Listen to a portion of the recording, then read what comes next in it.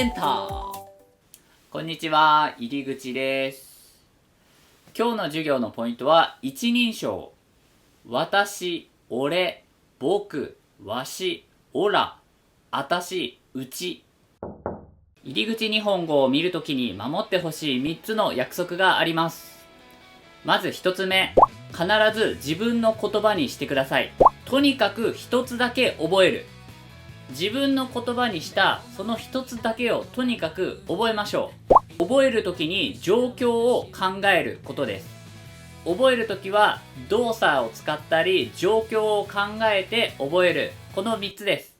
今日は日本語の文法の授業で最初に習う私は何々です。私は学生です。私は先生ですの文法を日本人らしい言い方に変えていきます。まず、この私は何々ですという言い方はもちろん間違いではありません。正しい日本語です。ただ日本人は私は何々ですとははっきり言わないです。まず日本人は一人称を省略します。一人称とは私の部分ですね。あなたは今何をやってるんですか？あなたの職業は何ですか？と聞かれた場合、日本人は学生です、社会人ですというように私はって言わないです。大体。この日本人は一人称を省略するという特徴は覚えておいてください。一人称だけでなく主語も日本人は省略するので、日本人らしい言い方に慣れてくるとだんだんあなたも主語や一人称を省略して話すようになると思います。私は何々ですのタメ口は私は何々だよ。私は大学生だよ。でもタメ口の時はだよも省略して、今社会人、今大学生のように語尾を使わないこともよくあります。一番フランクな言い方ですね。職業を聞かれた時にもちろん今の職業を聞かれてるので今って言う必要はないんですけど、今をつける人も結構います。なんか今って言っちゃうんですよね。今大学生だよ。基本的に学生、高校生、大学生とかは学生ですでいいんですけど、働いてる人はみんな社会人ですという言い方をします。社会人は会社に勤めてる会社員のイメージなんですけど、では会社ではなくて個人で事業をやってる人、昔は個人事業主とか自分で事業をやってますって説明していたんですけど、今はフリーランスというカタカナの日本語が定着しています。なので会社に勤めてる人は社会人、会社ではなく自分で仕事をしてる人はフリーランスという言い方がいいです。多分20年前の教科書とかには絶対にないフリーランスという言葉なんですけど、今はもう日本人はみんな知ってる日本語になりました。あとは質問に応じて答え方が変わります。今働いてるんですかと言われた時に、自分が大学生だった場合はまだ大学生です、まだ学生です、まだをつけたり、逆に見た目が若くてもう働いてるのに学生ですかと聞かれた場合は、いやもう社会人です、もう働いてますというようにもうをつけたりします。なので私は何々ですという言い方は間違いではないんですけど、日本人はほとんど使いません。そして最後に日本人の特徴である一人称についてお話しします。一人称は実は男性の方が難しいです。女性は私でいいと思います。女性の私の一人称の言い方は他に、うちとか私を私って言うとよりフランクなタメ口な感じがするので、私っていう人もいます。あとは自分の名前を言う人もいます。ただ自分の名前を言ったりうちとか私たち、自分たちのことをうちらっていう言い方は女子高生っぽい、ちょっと若いギャルっぽい言い方になるので、女性は基本的には私でいいと思います。男性は少し難しいです。男性は基本的には俺という人が多いと思います。私も俺と言ってます。ただ、状況に応じて変える人がほとんどです。会社にいる場合は自分のことを私と言います。そして会社の先輩とかに対しては僕がやっておきますのような言い方をする人が多いです。そして会社を退社してプライベートな状況になった時は自分のことを俺に戻す。そんな感じで使い分けてる。これは自然となんですけど、日本人は自然と自分の一人称を変えてる男性がほとんどです。一人称のイメージとしては俺という言い方はちょっと強い言い方です。だから会社の敬語の場面や先輩に対して使うとちょっと強すぎるイメージです。イメージの例なんですけど、俺の女に手出すなよみたいなちょっと強気な感じがするのが俺という言い方です。逆に僕っていう言い方は少し自分を下げてるようなイメージがあります。僕のおもちゃを勝手に触らないでみたいなちょっと子供が使うイメージのある言葉が僕です。なので、先輩に対して自分がちょっと子供っていうのをアピールするような使い方になるのかな。僕っていうのはそういう先輩に対して使う人が多いです。男性が私という場合は会社で使うことがほとんどなので、逆にプライベートな場で一人称が私の男性がいたらちょっと硬いイメージというか、まだ打ち解けてないのかな、仲良くないのかなって思っちゃいます。友達に対して自分のことを私っていう男性はほとんどいないです。あと面白いのがオラとかわしとかも一人称にあります。オラは田舎者のイメージです。オラんとこの村ではなみたいなちょっと方言というか田舎で使われているようなイメージの一人称です。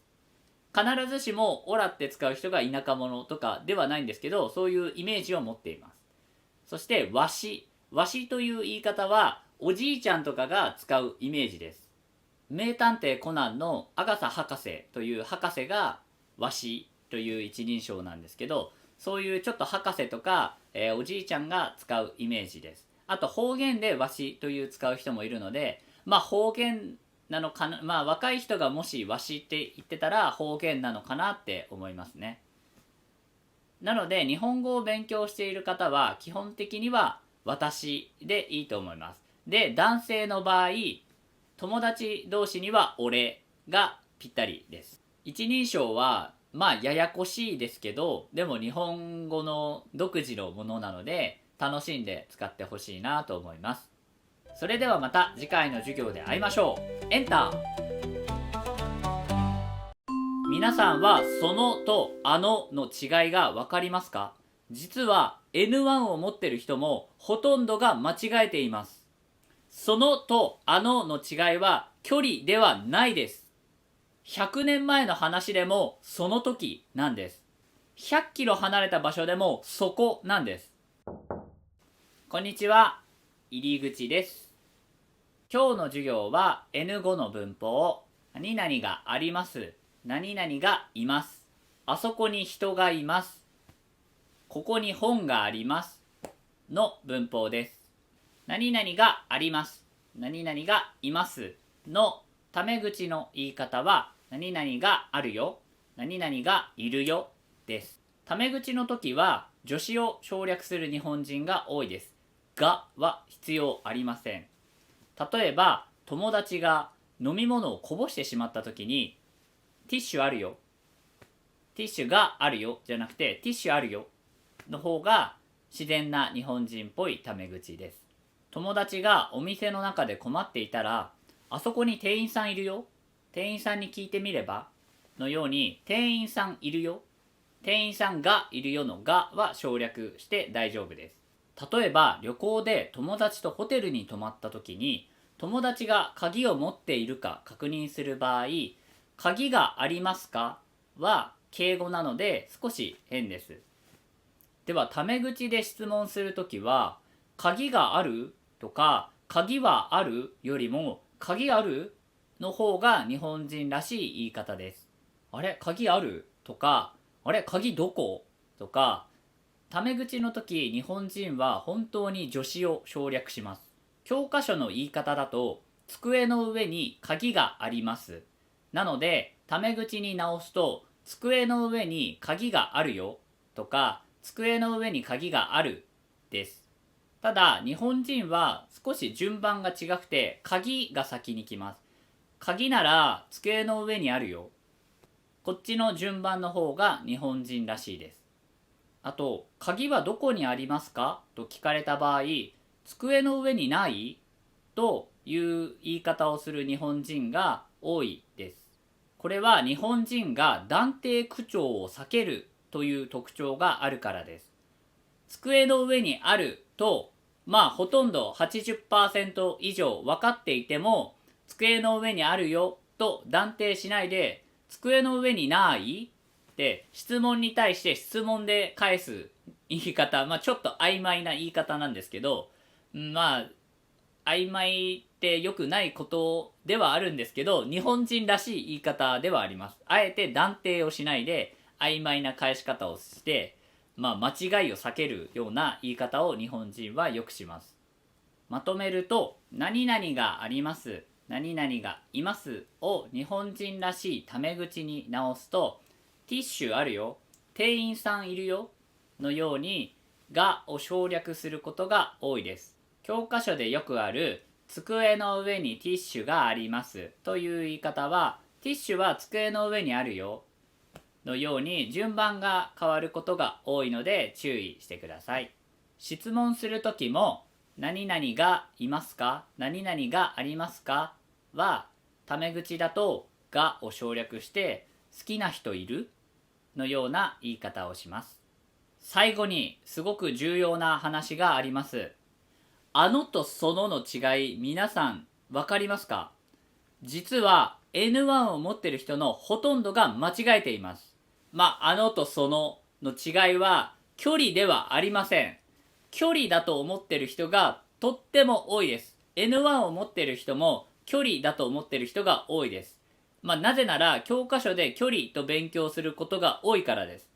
基本的に教科書は間違いではありません。ただちょっと日本人の自然な言い方とは違う日本語になっているというだけです。でも、あれとそれ、あのとその、あそことそこ、この違いに関しては教科書は間違っていると思います。距離ではありません。あれ、それ、あの、そのの違いは、会話の中に入っているかどうかでイメージしてください。会話の中に入っていたら、それその。会話の外だった場合に、あの、あれになります。日本の有名な番組に、その時歴史は動いたという番組があります。歴史の話をしていたら、1万年前でもその時なんです。だから距離ではないんです。例えば日本から1万キロ離れた海の中に宝物があるという話をしていたら、本当にそこにあるのと聞きます。あそこじゃないんです。距離じゃないからです。会話の中にあればそこです。逆にさっき例で挙げたあそこに店員さんいるよは、店員さんがすごい距離としては近くにいても、今まで店員さんの会話をしていなかったので、友達に店員さんに聞けばいいじゃんっていう新しい会話なので、会話の外の話なので、あそこに店員さんいるよって5メートルぐらいの距離にいてもあそこを使います。なので距離で考えるのはやめましょう。会話の中に入っていることか外のことかを意識すると、あれ、それ、あの、そのの使い方が日本人らしくなってくると思います。あれ見てとか、会話にない新しい情報を伝えるときに、あれ、あのを使ってみてください。それでは今日の授業はここまでです。また次回お会いしましょう。エンター。こんにちは、入口です。今日の授業は、ませんか。ませんか。これは N5 で習う文法です。提案や誘いの時の何々しませんかっていう表現です。日本人もしませんかっていうことはあるんですけど、あまり使わないかなという感じです。例えば、映画を一緒に見ませんかは、日本人の自然な話し方だと、今度一緒に映画見に行かない？今度うちで映画見ない？相手が上司とかで敬語を使いたいときは、今度一緒に映画見に行きません？この、ませんかじゃなくて、ませんで十分敬語の役割を果たします。それでは、ほにゃららしませんかを日本人の話し方にして、さらに日本語のナチュラルなスピードでいっぱい例文を話していくので、この動画を見ながら一緒に話してみてください。それでは例文スタート。電車で行かない？明日雨だからホテルでゆっくりしない？お腹空いたからご飯行かない？疲れたからカフェ行かない？今年の夏一緒に日本行かない？来週台北に行くんだけど一緒に行かない？せっかくだからおしゃれして行かない？明日映画見た後ご飯も行かない？疲れたからバスで帰んない？めんどくさいからタクシー乗らない？そろそろ行かない？はい、ということで今日のクイズコーナー。今から言う教科書の言い方を日本人の自然な言い方に直してください。今度一緒に買い物へ行きませんか？今度一緒に買い物へ行きませんか？今度一緒に買い物へ行きませんか？買い物へ行きませんかの助詞の部分もう省略して大丈夫です。はい、では正解は今度一緒に買い物行かない？今度一緒に買い物行かない？はい、今日のまとめです。にゃららしませんかだったら敬語はしません。友達に話すならしないがより日本人っぽい自然な言い方です。はい、中国語の字幕を見ずに日本語でこうやって授業を受けてみて、皆さんの耳もどんどん慣れてくると思いますので、また次回お会いしましょう。入り口でした。エンター。こんにちは、入り口です。今日の授業はましょうかです。ましょうか。これは N5 の試験に出てくる文法です。前回の授業はませんかで、今回はましょうか。実はこの2つは同じ提案とか誘う意味があります。この2つの違いは、ませんかの方が下から行くような、ちょっと自信がない買い物行きませんかみたいな感じのイメージです。そして、ましょうかの方は、行きましょうみたいな、テンションがちょっと高い感じで、自信がある感じで、ついてこいみたいな。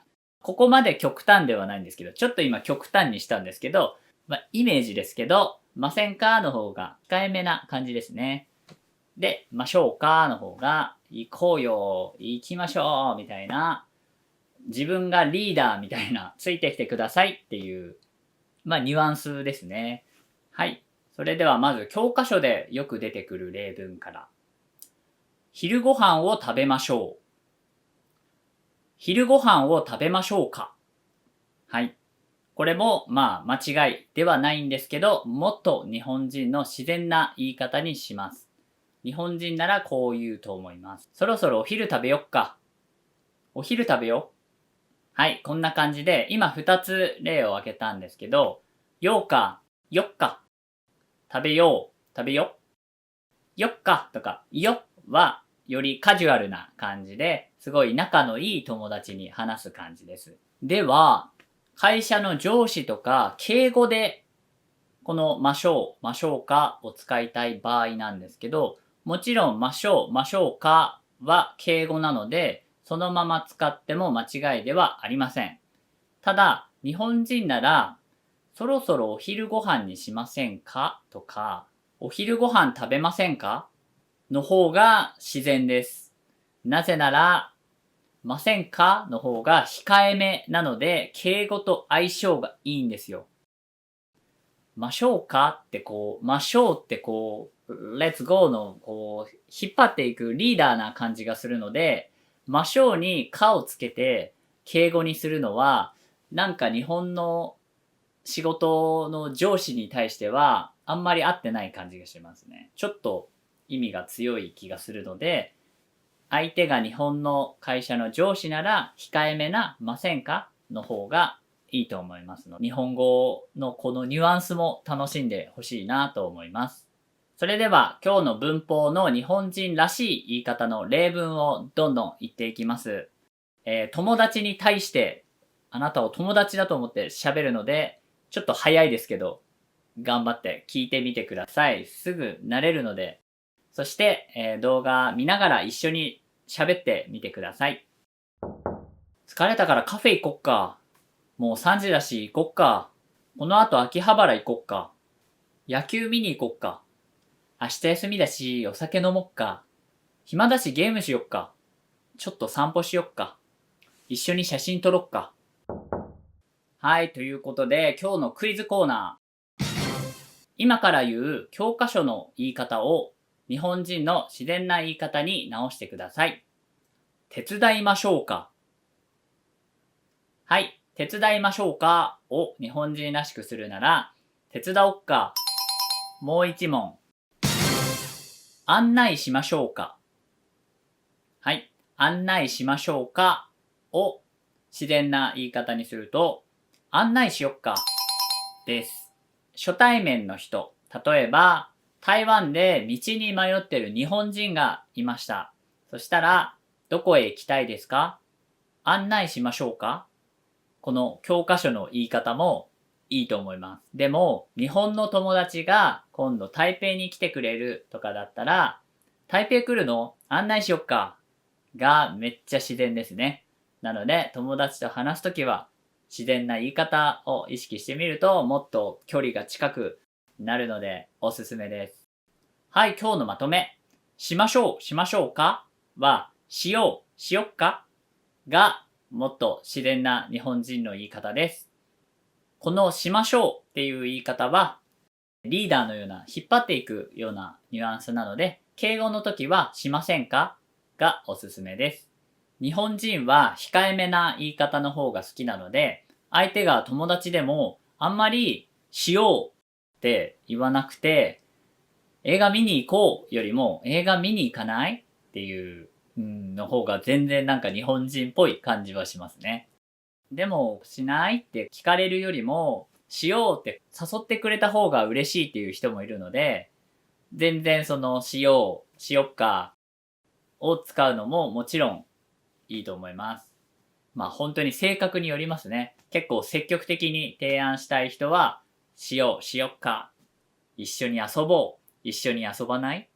はい、このニュアンスの違いもぜひぜひ楽しんでください。それではまた次回お会いしましょう。入り口でした。バイバーイ。エンター。こんにちは。入り口です。はい、今日の授業は、手もいいです。手もいいですかです。手もいいです。手もいいですか？これは N 語の文法で許可の意味を持っています。この授業では日本人が日本人に話す時の自然な言い方を教えていますが、この言い方は結構自然です。日本人も許可を聞くときは何々してもいいですかっていう教科書と同じ敬語をよく使います。許可って結構初めて自分が知らない場所とか初めての場所で初めての人に質問したりするときにすることなので、敬語を使う場面が多いです。そして実際に敬語だと教科書と同じ何々してもいいですか、ここで写真を撮ってもいいですかのような使い方はします。なので、もし日本を観光しているときに、お寺の中でお寺の住職さんとかに、ここで写真を撮ってもいいですかって教科書と同じ使い方をするのは OK、正しいです。まあ、ただし、当然日本人の友達同士と話すときは、手もいいですかとか、手もいいですとは言いません。友達に直接許可をもらうときは、敬語の部分を外して、手もいい？手もいいよが使われます。明日家行ってもいい？ああ、明日ならうちに来てもいいよ。みたいな使い方ですね。意外とよく使うのが、友達にこれはいいのかなって許可されているのかなって友達に相談するっていうパターンが意外とよくあります。例えば博物館で、あれ、ここって写真撮ってもいいのかなみたいな言い方です。お寺の中で、ここって水飲んでもいいのかなって許可されているのかどうか友達に聞くっていうシチュエーションが結構あります。この時は語尾にかなをつけます。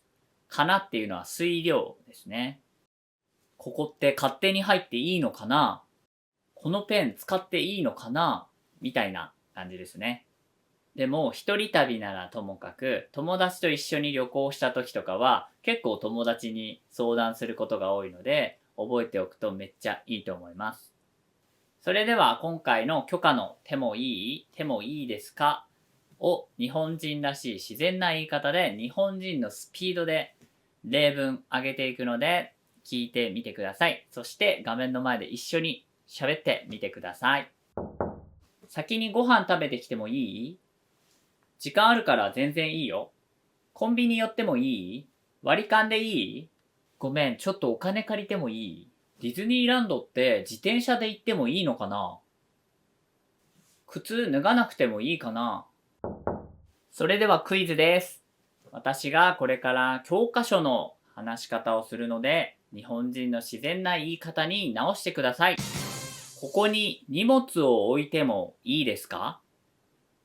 もし旅行先のホテルでホテルの人に言うのなら、そのまま直さなくて OK。教科書のままで OK です。ただ、もし相手が友達だったら、ここに荷物置いていい？で、もし友達に相談するなら、ここに荷物置いていいのかなになります。それでは今日のまとめです。手もいいですかっていう許可の言い方は、初対面の人には教科書のまま使っても大丈夫です。友達に聞く場合もです、敬語を抜くだけでいいので、これは結構覚えやすかったと思います。でも意外と友達に相談する手もいいのかなっていう場面も多いので、ぜひ使ってみてください。それでは次回お会いしましょう。入り口でした。エンター。こんにちは。入り口です。今日の授業は N5 の文法、手はいけません。手はいけません。これは禁止を表す表現です。例えば、ここでタバコを吸ってはいけません。手はいけませんは看板などに書かれているイメージです。看板にカメラのマーク、×が書いてあって、ここで写真を撮ってはいけません。で、看板に書いてあるようなイメージの書き言葉です。これを話し言葉にするなら手はいけませんよ。タメ口にするなら手はいけないよ。です。でも、もっと自然な話し方は、何々しちゃダメだよ。です。ここでタバコ吸っちゃダメだよ。のような言い方がもっと自然です。このダメという言い方以外にも、そのまま禁止という言葉を使う人も多いです。ではまず日本人の自然な禁止の言い方の例文を挙げますので、一緒に話してシャドーイングしてみてください。例文スタート。ここは写真撮るの禁止だよ。ここは写真禁止だよ。台湾だと地下鉄内で水飲むの禁止だよ。地下鉄の中で水飲んじゃダメだよ。日本人の女性に年齢を聞くのは失礼だからダメだよ。それだけは絶対やっちゃダメ。ここタバコ禁止だよ。それ触っちゃダメだよ。写真撮るのはいいけど、フラッシュは禁止だよ。前回の手もいいですの時に、友達に聞くシチュエーションが意外と多いという話をしました。今回の手はいけませんも、友達に聞くシチュエーションが結構あるので練習しましょう。友達に聞くときもダメや禁止を使って、ダメかな？禁止かな？ダメだよね？禁止だよね？のように聞きます。これは日本人はめっちゃ使います。敬語っぽく言うなら、ダメですよね？のように聞きます。あとは確認をもっと強くしたいなら、ダメなんだっけ？日本って電車内で電話しちゃダメなんだっけ？で、日本人の友達に聞いてみてください。すごく日本人っぽい確認の仕方です。日本人は直接強い言葉を使うのを避けるので、この禁止の時も少し柔らかいニュアンスの言い方があります。それが、ダメだよの禁止の言い方ではなく、ダメだからねっていう念押しの言い方があります。このだからねっていう念押しの表現は確認のニュアンスが強くて、ダメだっていうことをあなたは分かってますよねっていうちょっと遠回りな婉曲表現になるので、直接言うよりも柔らかいニュアンスになります。だから日本人はよくこっちを使います。その箱絶対開けちゃダメだからね。みんなが来るまで絶対食べちゃダメだからね。ということで今日のまとめです。手はいけませんは書き言葉なイメージなので、直接ここで撮影してはいけませんという日本人はほとんどいないです。ここで撮影しちゃダメですよ。ここは撮影禁止です。このダメだよ、ダメですよ、禁止ですよ、禁止だよは結構便利なので覚えておいてください。友達に確認するシチュエーションもたくさんあるので、ダメだよねで禁止かどうか確認する言い方も覚えておきましょう。パスポート持ってかないとダメだよねのような言い方です。例えば、入っちゃいけない場所に入っている人を見たら、日本人もそこに入っちゃダメだよと直接禁止を伝えます。でも日常会話ではもう少し柔らかいダメだからねという念押しの表現をよく使います。失礼だから女性に年齢聞いちゃダメだからねのような感じです。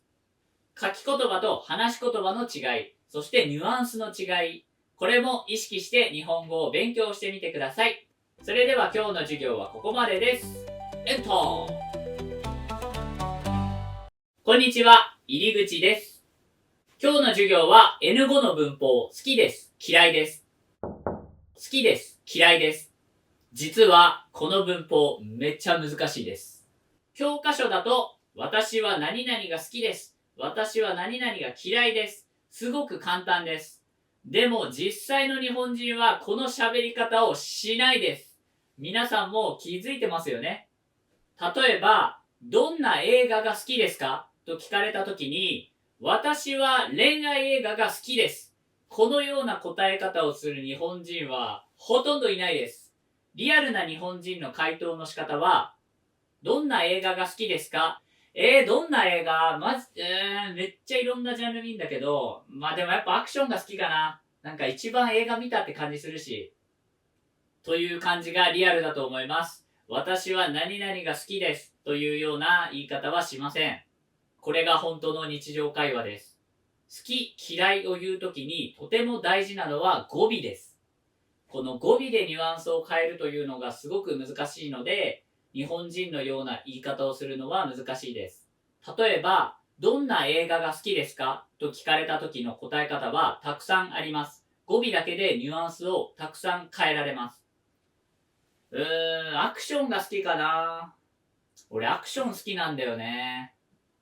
でもなんだかんだ言ってアクションが一番好きかも。結局アクション映画が一番好きなんだよね。教科書の勉強だと好きの前の副詞とても好きです。少し好きです。こっちでニュアンスを変えるイメージだと思うんですけど、実際の日本人はどちらかというと後ろ語尾でニュアンスを変えています。めっちゃ好きです。めっちゃ好きなんだよね。めっちゃ好きだわ。これは語尾によって全部ニュアンスが違います。嫌いの時ももちろん好きと同じで、私はホラー映画が嫌いです。このような言い方を日本人はしません。ホラー映画無理なんだよね。ホラーだけは無理なの。このように語尾を変えるし、あと、嫌いではなく嫌や無理という言葉を使う人も多いです。このように好きと嫌いを日本人っぽく言うのはめっちゃ難しいです。語尾は本当にたくさんあるんですけど、今回は代表的ななんだよねという語尾について説明します。俺結構アクション映画が好きなんだよね。ちょっとホラーとか怖い系の映画は嫌いなんだよね。このなんだよねっていう語尾のニュアンス難しいですよね。嫌いです。嫌いなんです。嫌いなんですよ。嫌いなんですよね。という感じで、いろんな要素が入っております。この、なんですよね。なんだよね。簡単に言うと、婉曲表現です。直接好きとか嫌いっていう言い方を日本人は避けます。別に好きとか嫌いとかはっきり言えって思うんですけど、でも日本人はあまり直接言うのが好きじゃないんです。だから婉曲表現、遠回りな表現、直接ではなく遠回りな婉曲表現を使います。それがなんだよね、なんですよねを日本人がよく使う理由です。私はホラーが嫌いなんだよ。嫌いな理由があるんだよ。だって怖いから、私は怖いのが苦手だからっていう、感情的なことと、なんだよねで最後のねによって、私はホラーが嫌いなんだけど、分かってくれますかみたいな感じです。この語尾を解説するのってすごい難しいんですけど、なんだよねにはそういう意味が含まれていて、でもやっぱりまとめると、婉曲表現を使いたいから日本人はこういう風に言います。はい、今日のまとめです。語尾が大事。日本人は直接言いません。婉曲表現をします。日本人の好き嫌いを聞き取るときは語尾まで意識して聞いてみてください。別にあなたが好きか嫌いか言うときははっきり言えばいいんです。好きです、嫌いですって。でももし日本人っぽく話したいのなら語尾を変えてニュアンスを変えることを楽しんでください。ちょっと難しかったかもしれないですけど、今日の授業はここまでです。入り口でした。エンター。こんにちは、入り口です。今日は N5 の文法、たいです。たいです。これは希望や願望を表す表現です。日本へ行きたいです。日本へ行きたい。この教科書の言い方、すごい便利だと思いますよね。でも、実際の日本人はあんまり使わないです。日本人は、日本へ行きたいな。日本旅行したいな。日本行きたいんだよね。みたいな言い方をする人が多いです。したい、したいですは、すごい直接的な表現で、欲求っていう感じなんですけど、なをつけることによって願望ですね。ニュアンスが柔らかくなるので、なをつける日本人が多いです。敬語の時は、行きたいんですみたいに、なの代わりにんですね。行きたいなのところを行きたいんです。旅行したいんです。あともう一つ、だよねっていう語尾をよく使います。服買いに行きたいんだよね。みたいな使い方です。このだよねのも願望のなと同じです。それにだよねをつけることによって相手に共感してほしい気持ち。私はこういう願望があるんだけどどうかなみたいな相手に聞くようなニュアンスがあります。なのでどんどん直接的じゃなくて婉曲表現になっていって、日本人らしいニュアンスがどんどん軽く柔らかくなる感じです。あと、なんだよねもよく使いますね。カレー食べたい気分なんだよねっていう言い方です。もう私はカレーが食べたいではなくて、カレー食べたい気分なんだよね。今私はカレーを食べたい気分なんだ。あなたはどうみたいな感じで、カレー食べたい気分なんだよねって相手に話しかける言い方をよくします。あと、友達に聞くときに、したくないっていう言い方をよくします。今日寒いからあったかいもん食べたくない？ちょっと歩くの疲れたからカフェ行きたくない？このあったかいもの食べようっていう提案でもなく、あったかいものを食べたいですかっていう質問でもなく、食べたくないっていう、私は食べたい気持ちなんだけどどうっていう、これがすごい日本人っぽい言い方です。やっぱり教科書の日本語がロボットみたいって日本人に思われるのは、この直接すぎるんですよね、表現が。日本人はもっと回りくどい、遠回りな婉曲表現を使うっていうことです。それでは、タイですを日本人の言い方に変えた例文を挙げていくので、皆さん、シャドーイングに挑戦してみてください。それでは例文、スタート。タイ行きたいな。帰ってゲームやりたいんだよね。今週末はゆっくりしたいんだよね。ちょっと歩きたい気分なんだよね。たまには遊園地行きたくない？ディンタイフォンの小籠包食べたくない？ステーキ食べたい気分なんだよね。はい、ということで今日のまとめです。教科書で習うたいです。何々したいです。したいっていう表現はちょっと直接的すぎるので日本人はあんまり使いません。もちろん間違いではないです。でも日本人はもっと婉曲表現を使います。何々したいな、何々したいんです。最初は日本人が教科書と違う話し方をしているのに驚くと思うんですけど、結局意味は一緒です。ちょっとニュアンスが違うだけで、何々したいっていう願望があるっていう意味は一緒なので、すぐ慣れると思います。皆さんもこのいろんなニュアンスを意識してみて、ぜひ使って日本語を楽しんでください。それでは今日の授業はここまでです。入り口でした。エンター。こんにちは、入り口です。今日の授業は、から、理由を表す表現です。教科書の例文といえば、疲れたから早く寝ます。疲れたから早く寝る。この表現、もっと日本人らしく言うと、もう最近ほんと疲れてて、もう今日は絶対早く寝たいんだよね。ということで、日本人がよく使うのは、て、またはでです。だいたい疲れたからの時は、て。疲れてて、なので、のでの時は、で。高熱なので動けなかったは、高熱で動けなかったです。このてとでを日本人が理由に使うことを覚えれば、かなりリスニング力が上がると思います。昨日ほんと疲れててめっちゃ寝たんだよね。っていきなり日本人に言われたらびっくりしますよね。教科書の言い方なら、昨日はとても疲れていたから、たくさん寝ました。教科書の何々だから、点何々。何々なので、点何々のリズムに慣れていると、日本人の疲れてて寝ちゃったんだよねのこの理由がこの手で流れるように続いていく。初めてで緊張したんだよね。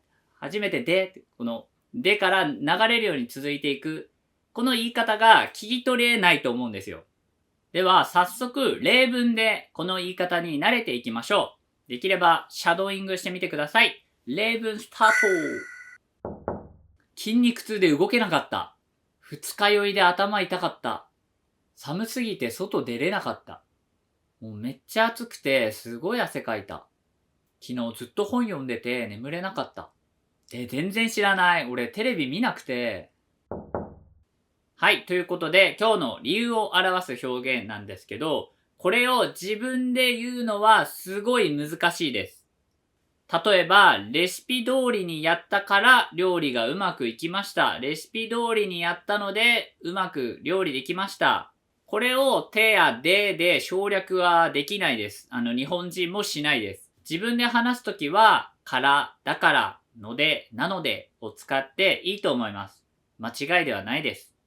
ただ、今日勉強した表現は日本人がよく使うので、リスニングのために覚えておいた方がいいと思います。ということで、今日のまとめ。日本人のリズムは、何々だから、線何々、何々なので、点何々ではなく、疲れてて早く寝た。初めてで緊張した。このスピード感、手とで省略して一気に言うような感じがするので、リスニングが難しい原因の一つです。これを意識して慣れれば、すぐリスニング力は上がります。自分で話すときは間違いないからやのでを使えばいいと思います。この表現、言い方にどんどん慣れると自分でも出てくる。こういうときは手だな、でだな。こういうときはからのでって言った方がいいなっていうのが分かってくると思うので、日本人もそれを勉強したわけじゃなくて、ただ慣れただけなので、慣れれば使えるようにもなります。それでは今日の授業はここまでです。入り口でした。エンター。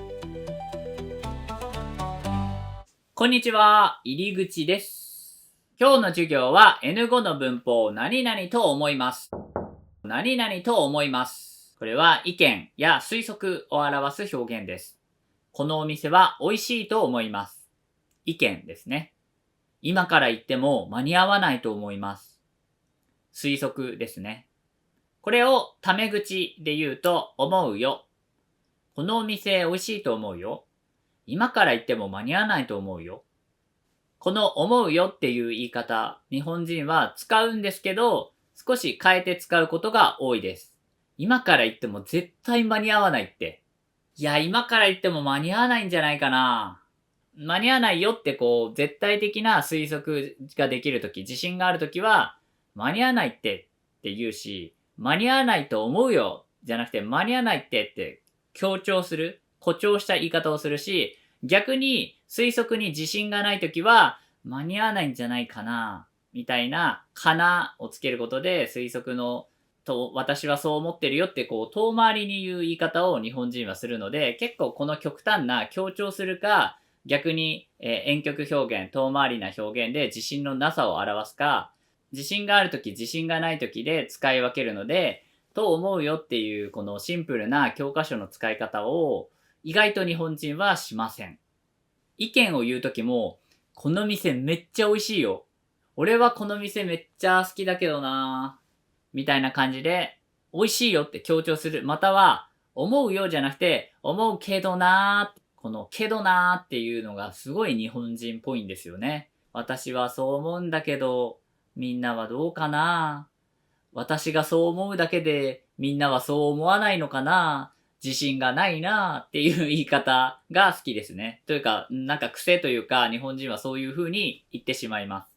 まあそうやってはっきり言わないので、教科書の日本語に慣れていると、実際の日本人の言い方がちょっと聞き取りづらいですよね。思うけどなーって。けどなーっていう。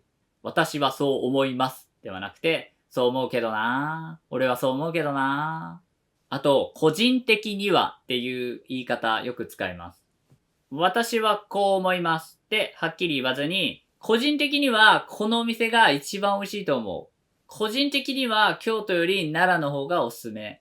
みたいに、大多数の人、みんなはこっちの方が好きだと思うけど、私はこっちなんだよなっていう思うのを強調するために、個人的にはを使います。はい。あとよく使うのが、思いますとか思うよを、相手に同意を求める。友達とかに同意を求める言い方です。安いと思わないとか、安くねみたいな言い方です。この T シャツ990円だって安くね。もうバスより歩いた方が早いと思わない？はい。それでは日本人の例文を上げていくので、シャドーイングに挑戦してみてください。いきますよ。例文スタート。なんかアニメより漫画の終わり方の方が良かったと思わない？なんか最近治安悪くなってきたと思わない？個人的には東北行きたいな。鹿児島行くなら台湾行く方が安いと思うけどな。500ミリのコーラより1リットルのコーラの方が安いっておかしいと思うけどな。俺的には C よりランドの方がおすすめ。いや、もっと厚着した方がいいと思うよ。絶対寒いって。荷物いらなくね？手ぶらでいいんじゃないかな。はい、ということで今日は何々と思うについて解説しました。ということで、今回の授業はここまでです。入り口でした。エンター。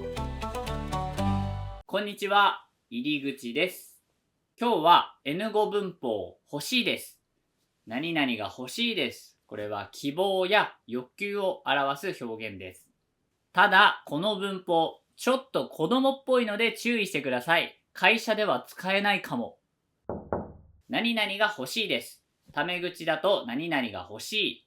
これは名詞が欲しいです。名詞が欲しい。欲求、希望を表す簡単な表現です。第8課でやった何々たいです。何々したいです。これも希望や欲求を表す表現なので、意味はほとんど一緒です。こっちは動詞に使えます。行きたい、したい、タイに行きたい。iPhone が欲しい。iPhone を買いたい。この違いって皆さんわかりますか？同じ欲求、それが欲しいっていう意味だし、同じ iPhone が欲しいっていう意味は同じに思えるんですけど、iPhone が欲しいと iPhone を買いたいはちょっとだけニュアンスが違くて、iPhone を欲しいは本当にその iPhone 欲しいなっていう気持ちだけがある感じで、iPhone を買いたいだと、ちょっと買うのが決まってるのかなっていうか、買う予定があって、買いに行きたいんだよね。時間があれば早く iPhone 買いに行って手に入れたいんだよねっていう、ちょっと買いたいの方が買うことが決まってるのかなっていうニュアンスがあります。欲しいの方がシンプルな欲求。ただ、どっちを使っても大丈夫です。意味はほとんど同じなので、ちょっとニュアンスが違うかなというぐらいです。ただ、面白いのが、たいですの否定形、たくないです。行きたくないです。やりたくないです。これは、まあ日本人も結構使うんですけど、欲しいの否定形、欲しくないです。欲しくないですって日本人はあまり言わないです。新しい iPhone は欲しくないです。この言い方、なんか日本人っぽくないんですよね。日本人なら、新しい iPhone はいらないな。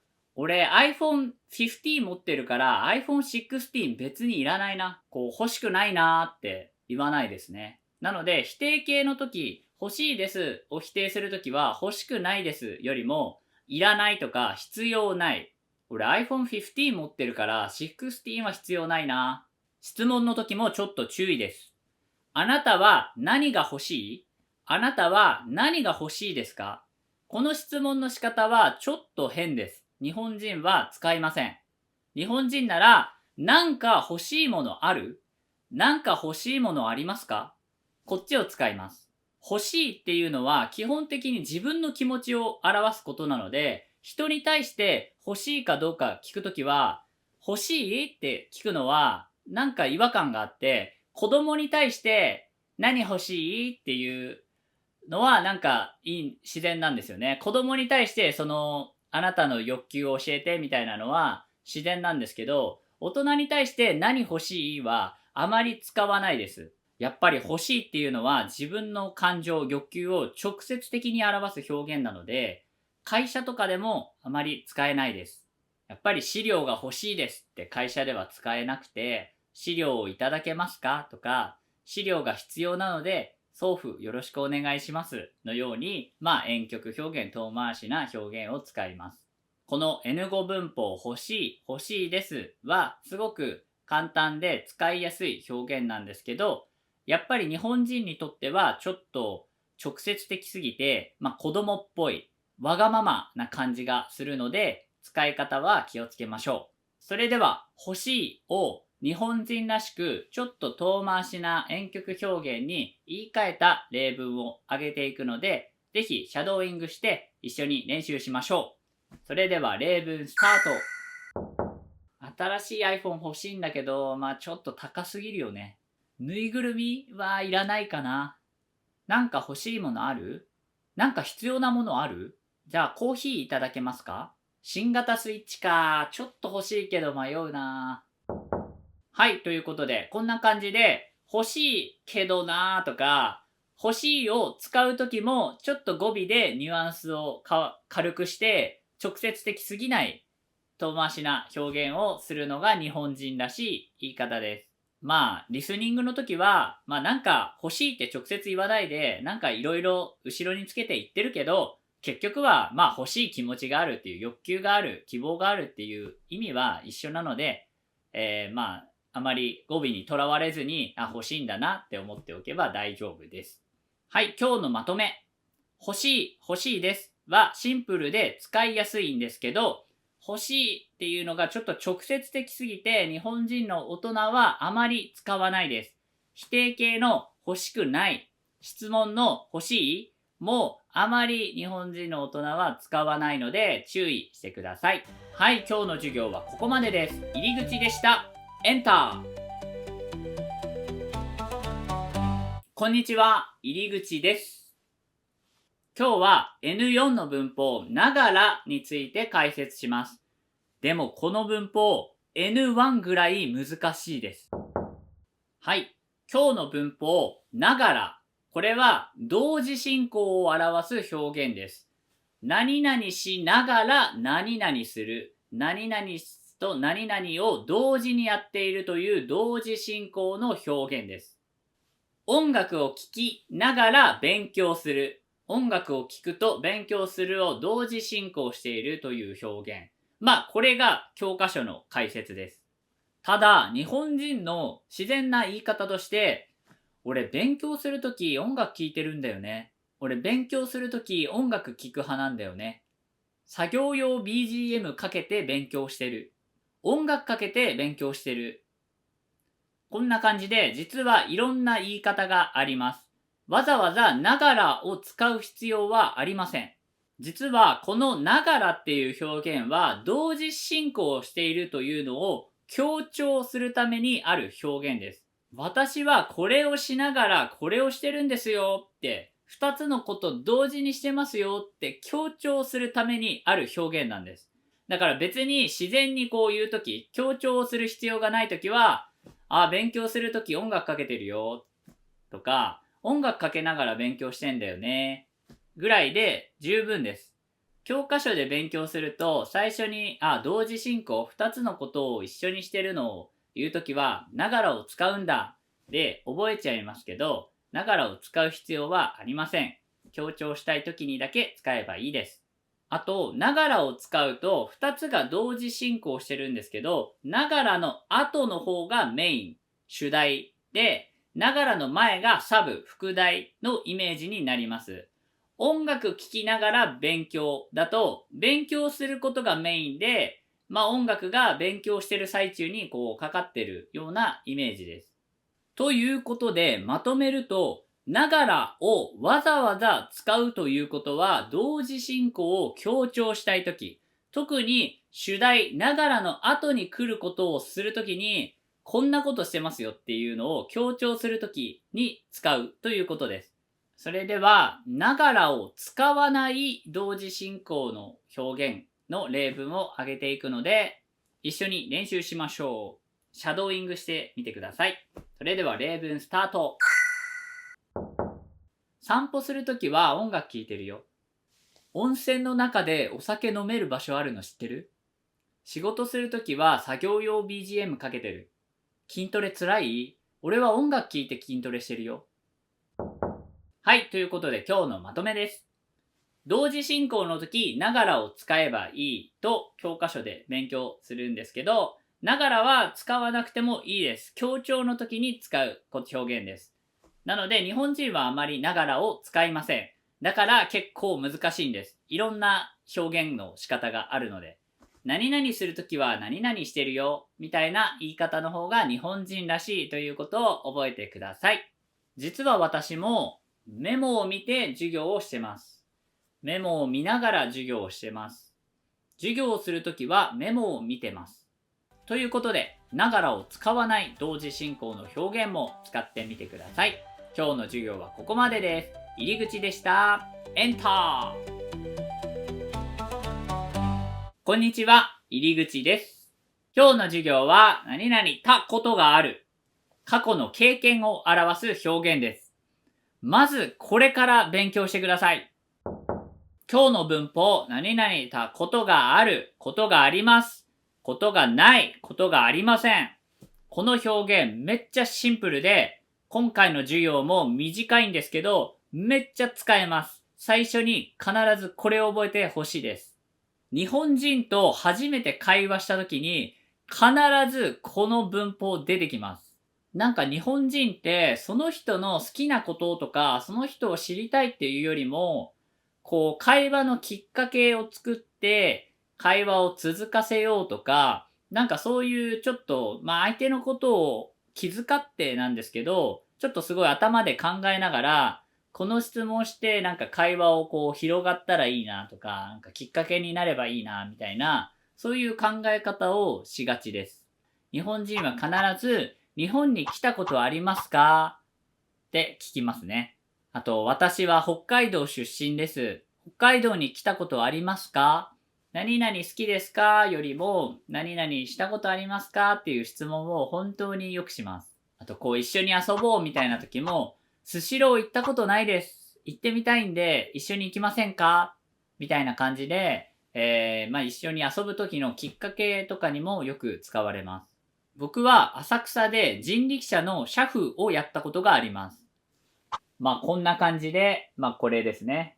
人力車の車夫をやってたんですけど、人力車の車夫は浅草を案内する職業なので、本当に浅草のことはいっぱい勉強したし、詳しいです。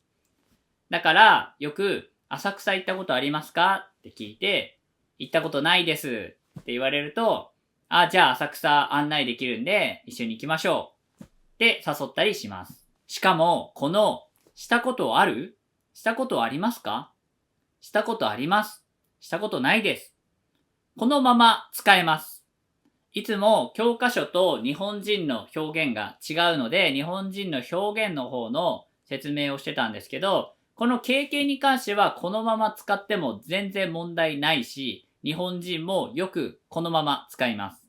ということで、これめっちゃ使いやすいんです。日本人と話した時に最初に必ず出てくるような表現だし、教科書のまま使えるし、それで会話が盛り上がるきっかけになったり、遊びに行こうってなるきっかけになったりする、めっちゃ大事で、最初に覚えるとめっちゃ便利な表現です。ということで説明はもう終わりです。最後に例文をあげるので、シャドーイングして練習してください。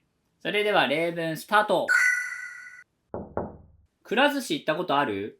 台湾のくら寿司なら行ったよ。じゃあ、ビッくらポンってやったことある？ビッくらポンって何？なんか食べ終わった皿を横に入れる場所があって、そこに5皿入れると1回抽選ができて、それで当たるとグッズがもらえるやつ。やったことある。富士山に登ったことはありますか？富士山見たことはあるんですけど、登ったことはないです。金沢行ったことある？聞いたことあるけど、まだ行ったことない。スキーやったことある？スキーはやったことないけど、去年スノボやったよ。入り口日本語を他の人に勧めたことある？それでは今日の授業はここまでです。短かったけど、とっても重要な内容なので覚えてくださいね。入り口でした。エンター。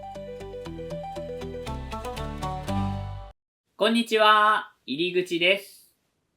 今日の授業は N4 の文法、何々たり、何々たりするです。これは例示。いくつかの行動を例として挙げる表現です。実は2回繰り返す必要はありません。1回だけでいいんです。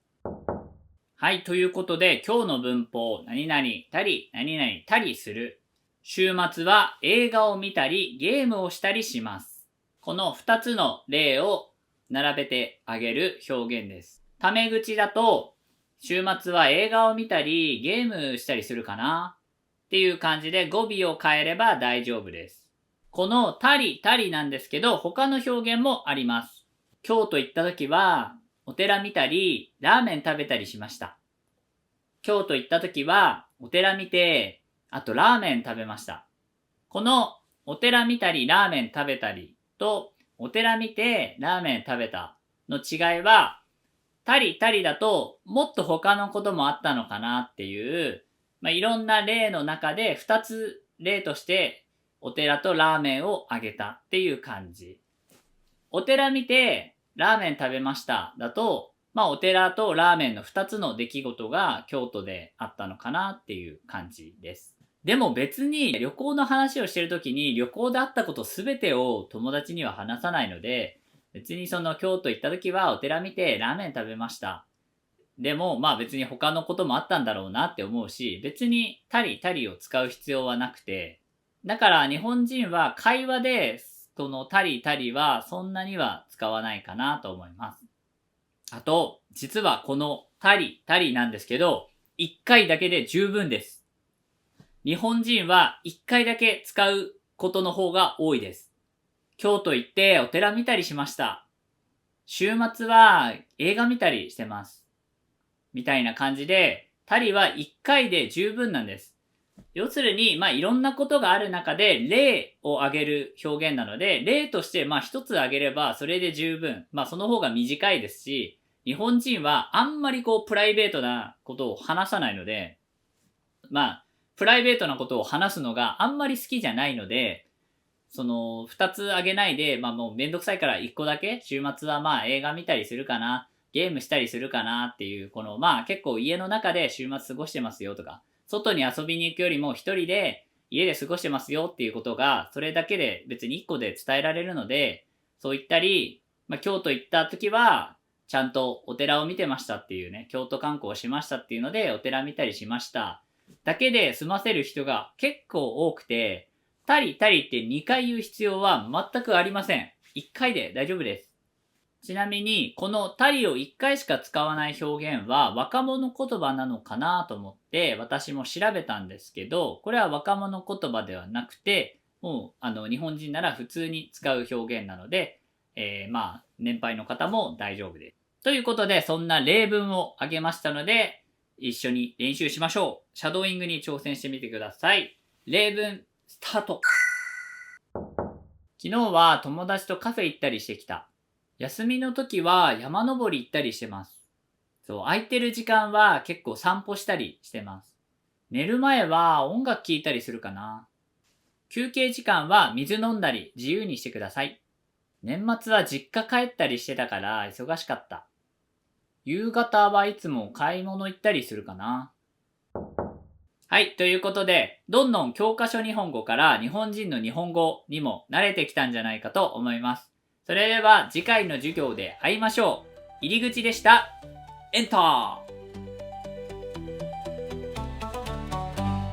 こんにちは、入り口です。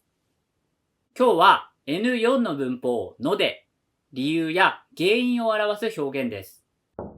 皆さんはのでとからちゃんと使い分けてますか？のでは理由や原因を表す接続助詞です。これはからとすごくよく似てます。でも結構ニュアンスが違うんです。実はのでは客観的な理由、からは主観的な理由という違いがあります。この客観的と主観的の違いは難しいんですけど、簡単に言うと、のでの方がニュアンスが柔らかくて仕事で使えます。で、からの方がニュアンスが強くて友達に使う。こう覚えてください。イメージとしては、今日ちょっと頭痛いので早退します。今日ちょっと頭痛いから帰るね。みたいな感じで、のでの方が会社で使う敬語と相性が良くて、からは友達に使うようなカジュアルな表現と相性がいいです。例えばホテルとかでも、お部屋の準備が整いましたのでご案内いたします。みたいな感じで、のではすごく丁寧な言い方です。結構日本語を勉強している人で、敬語にからをつける人がいます。例えば、お部屋の準備ができましたからご案内いたします。これはとっても不自然な言い方です。日本人でできましたからっていう人はいないです。からはできたからみたいな感じでカジュアルな時に使います。できましたのではちょっと回りくどくて、これもちょっと不自然なんですけど、意味的には丁寧でいいかなと思います。でもできましたのでじゃなくて、できたのでで十分丁寧な言い方で仕事でも使えます。なんか、電車が遅れたので遅刻しましたは丁寧な謝り方なんですけど、電車が遅れたから遅刻しましただと、なんか強気というか意味が強すぎるんですよ。電車遅れたんだからしょうがないじゃんみたいな。しょうがなくね？俺のせいじゃないよね。だって電車遅れたんだからみたいな。これがちょっと強くて仕事では使えない理由なんですよね。面白いですよね。のでとからでこんなにニュアンスが違うっていう。意味は一緒なんですよ。同じ理由とか原因を表す表現なんですけど、ニュアンスがこんなにも違います。本当に気をつけましょう。逆に友達と話すときに、明日バイトなので遊べないは、すごい違和感があるんですよ。本当に。意味はわかるんですけど、日本人からしたら超不自然です。明日バイトだから遊べないだと、遊びたいのにバイトがあるから仕方なく遊べないんだよみたいな、明日バイトなんだよ、遊べないんだよ、ごめんなみたいなからがカジュアルな時にはぴったりです。それではのでとからの違いがわかるように、同じ意味の例文なんですけど、敬語の表現と友達に使うカジュアルな表現2つの例文を挙げるので、皆さんも一緒に練習してください。それでは例文スタート。すいません。明日朝早いのでもう寝ますね。ごめん、明日朝早いからもう寝るね。今日はもうちょっと疲れちゃったので帰りますね。ごめん、もうちょっと疲れたから帰るね。準備はしてきたので大丈夫だと思います。もうめっちゃ準備してきたから絶対大丈夫。明日はすいません。妻の誕生日なので。明日は無理だわ。彼女の誕生日だから。はい、ということで今日は N4 の文法のでを解説しました。のでとから同じ意味です。理由や原因を表す同じ表現なのに使い方はこんなにも違います。でも、のでは会社とか敬語の場面で使います。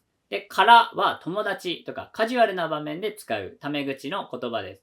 この使い分けは結構わかりやすくて、しかも文法的にも同じように使えるので、この動画でマスターできたんじゃないかなと思います。それでは次回の授業でお会いしましょう。入り口でした。エンター。こんにちは、入り口です。今日の授業は N4 の文法、た方がいい、アドバイスや提案をする表現です。今回の授業、見た方がいい？見といた方がいい？今回の文法、た方がいいは、アドバイスや提案の意味もあります。提案といえば、第3課でやったしませんかとか、第4課でやったしましょうとかがありますけど、第3課、第4課の提案は一緒にやりませんかっていうイメージだったんですけど、このた方がいいっていうのは、バスで行った方がいいよみたいな感じで、相手に対して言う、私と一緒にじゃなくて、相手に対して、アドバイスをするタイプの提案です。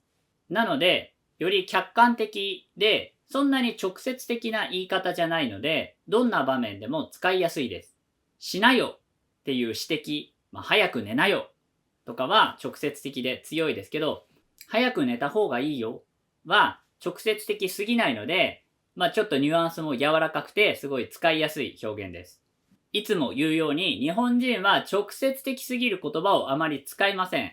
ニュアンスの柔らかい婉曲表現をよく使うので、このた方がいいも日本人はよく使います。ちなみにこのた方がいいは早く寝た方がいいよのように肯定文でもよく使うんですけど、夜更かししない方がいいよのように否定文でもめっちゃ使います。病気にならないようにワクチン打った方がいいよっていう人もいれば、いや、あのワクチンまだ全然研究できてないから打たない方がいいよみたいな感じで肯定文でも否定文でももうどっちもよく使われていました。こうやって日本人はした方がいいよ、しない方がいいよって意見を言い合ってるイメージです。ニュアンスについてもっと深掘りします。した方がいいは直接的すぎないので使いやすいんですけど、それでもやっぱりアドバイスなので、会社で部下が上司に対してアドバイスっていうのは、ちょっと日本だとあんまり、良くない。立場が違うだろうっていう、上司が部下にアドバイスするもので、部下は上司にアドバイスするっていうのは、ちょっと変なんですね、日本だと。なので、部下が上司に何かアドバイス提案したいときは、した方がいいんじゃないですかねとか、した方がいいですかねみたいな感じで語尾を調整してニュアンスを変えてます。そして今日のポイントが、しといた方がいいという表現です。皆さんはした方がいいとしといた方がいい使い分けられますか？しといた方がいいはしておいた方がいいの省略形です。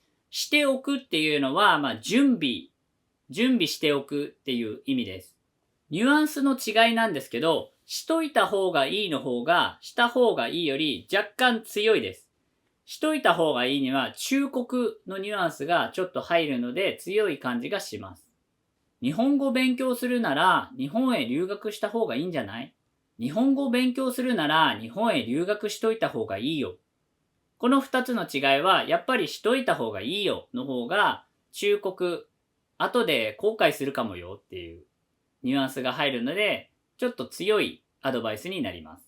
このしといた方がいいはさらに強いニュアンスで友達同士に使うんですけど、しときなとかしとけっていう言い方もあります。明日早いんだから早く寝とけってみたいな感じで、これはもうほんと友達にしか使えない、忠告の最上級ですね。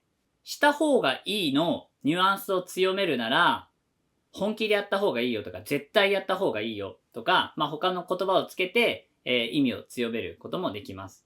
若者言葉ならガチでやった方がいいよ。今回の試験本当に大事だからガチで勉強した方がいいよ。みたいな言い方もできます。それでは例文をあげるので、一緒にシャドーイングして練習してみてください。例文スタート。入り口日語っていう YouTube 面白いから見た方がいいよ。日本留学するなら入り口日語で勉強しといた方がいいよ。薬飲んだ方がいいよ。いや、体調悪いのに仕事すんなよ。薬飲んで寝とけって。春に日本行くなら花粉症対策しといた方がいいよ。寝る前にスマホ見ない方がいいよ。無理しない方がいいよ。いや、あの映画は絶対見た方がいい。お客様に事情を説明した方がいいと思います。あんまり信用しない方がいいと思います。それは直接言わない方がいいと思います。はい、ということで今日は N4 の文法た方がいいを解説しました。直接的すぎないし、肯定文でも否定文のしない方がいいも使いやすいので日本人もよく使う表現です。ただ、会社で使うときは、た方がいいと思いますのように、語尾を工夫してニュアンスをさらに柔らかくするといいと思います。絶対見た方がいい、本気でやった方がいいみたいに、ニュアンスの調整もしやすいです。あと、しといた方がいいっていう、同じアドバイスの表現なんですけど、若干強い表現の言葉があります。これは、後で後悔するよっていう忠告のニュアンスが入っているので、ちょっと意味が強いです。日本語会話を勉強したいなら、入り口日語を見た方がいいよ。将来日本で働きたいなら、入り口日語で勉強しといた方がいいよ。みたいな感じで使い分けてみてください。それでは今日の授業はここまでです。入り口でした。エンター。こんにちは、入り口です。今日の授業は N4 の文法かもしれない、可能性や推測を表す表現です。皆さん、ワンチャンって日本語を使ってますか？かもしれないは可能性を表します。確実ではないけど可能性がある。なので、確実だと 80% 以上。可能性だと50% 前後っていう感じです。日本の車の教習所では、かもしれない運転をしなさいと言われます。かもしれない運転とは、運転している時に子供が飛び出してくるかもしれない。前のトラックの後ろからバイクが出てくるかもしれないのように、常に可能性を考えながら運転しなさいという意味です。このように日本人もよく使うんですけど、客観的なこと、明日雨かもしれない、車を運転してたら子供が飛び出してくるかもしれないという時は、かもしれないという表現を使うんですけど、主観的な自分の気持ちを表すときにかもしれないはあまり使えません。私は明日パーティーへ行くかもしれないっていうと、ちょっと客観的すぎて不自然です。自分を客観的に見てるというか、あなたの気持ち次第でしょみたいな。あなたの気持ちはどうなのって思っちゃいます。50% の可能性で自分が迷っているなら、明日のパーティー行くか迷ってるんだよねってそのまま言ったり、明日のパーティー多分行くと思いますっていう言い方をしたりします。あとはかもしれないを短縮したかも。このかもになると日常会話でよく出てきます。明日のパーティー多分行くかも。これだとすごい日常会話でも自然な言い方になります。ということで、かもしれないはちょっと客観的な言い方なので、自分のことを言うときは気をつけてください。それでは例文を挙げるので、シャドーイングして練習してみてください。例文スタート。ガソリン代、さらに値上がりするかもしれないです。ラーメンの気分かも。ラーメン食べたい気分です。連絡ないの？まだ寝てるかもね。すいません、まだ連絡なくて、まだ寝てるかもしれないです。ちょっとめっちゃ痛い。やばいかも。ちょっとこれは骨折したかもしれないです。寝不足で全然頭回んないかも。すいません、ちょっと寝不足で全然頭回ってないかもしれないです。はい、ということで、かもしれないは、敬語では使えます。明日パーティーへ行けるかもしれません。今ちょっと熱があるかもしれません。みたいな感じで、敬語では普通に使っていいです。ただ、タメ口やカジュアルな場面では、明日パーティー行くかも、みたいな感じで、かもって省略するとより自然になります。そして皆さん、ワンチャンって言葉使ってますか？ワンチャンとはワンチャンスの略で、スポーツやゲームとかで使われる言葉でした。例えばスポーツですごい差があって、もう勝てないかもっていう時に、いや、でもワンチャンある。ワンチャンスあるよって。まだチャンスはあるよ。特にゲームでも格闘ゲームとかは、いや、まだワンチャンある。みたいな感じで、可能性は低いんだけど、希望は捨てないっていう意味で使われていました。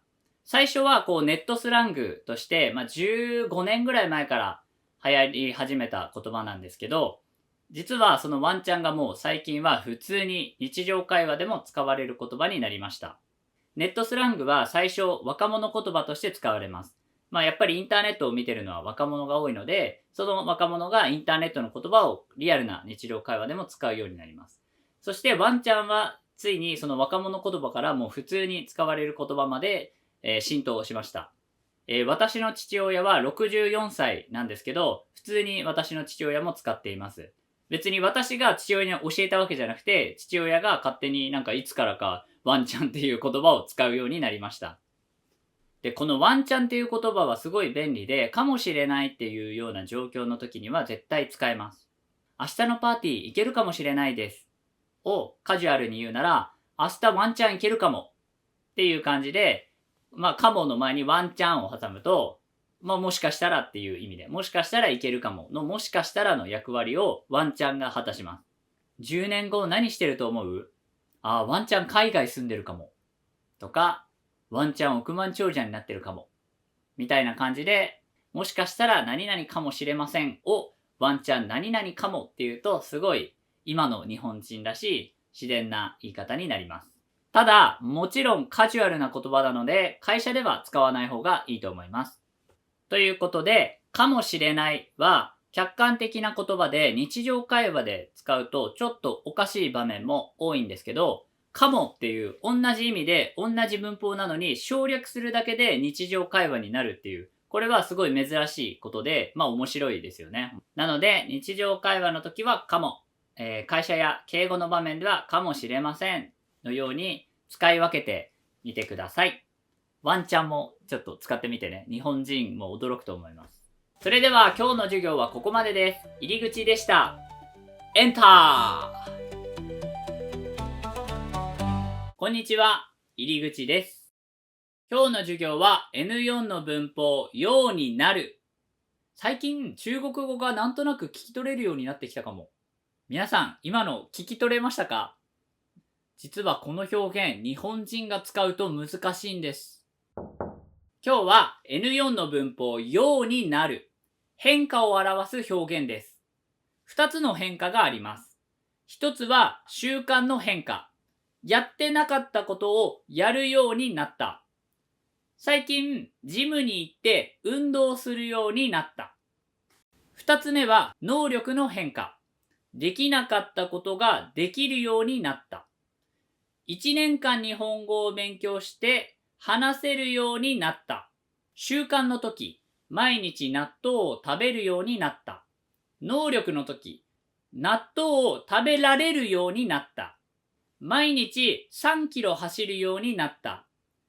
3キロ走れるようになった。能力の時はられるようになった。食べられるようになったを使うんですけど、この時日本人はれるようになったって使います。納豆食べれるようになった。このらを抜いた言い方、ら抜き言葉と言います。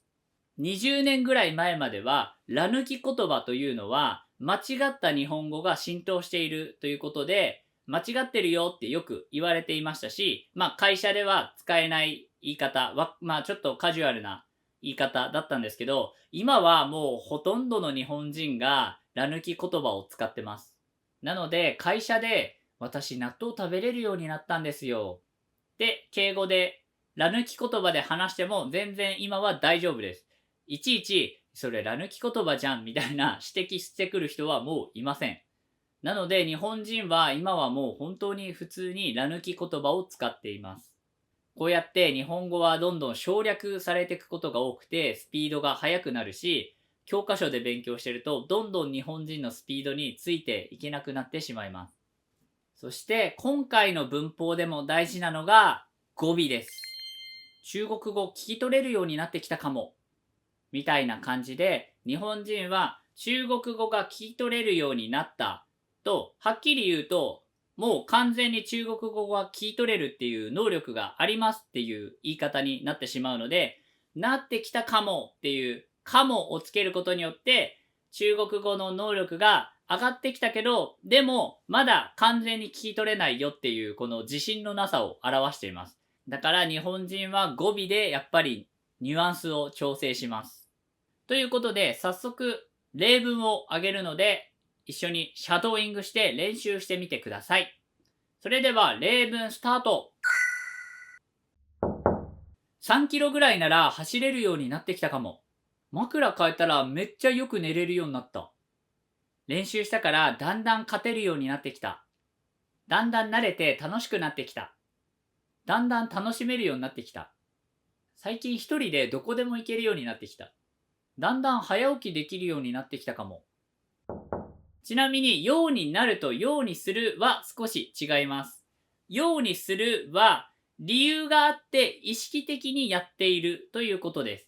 水飲むようになった。これはジュースとか他のものを飲んでた人が水を飲むっていう習慣に変えたっていうイメージ。水飲むようにしてる。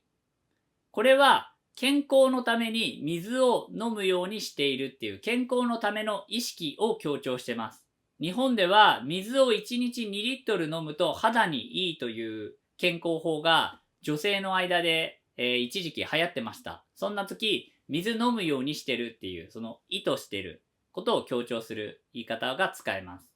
早く寝るようになったと早く寝るようにしてるだと、早く寝るようにしてるは健康のために早寝してるんだろうなっていう意識が強調されてます。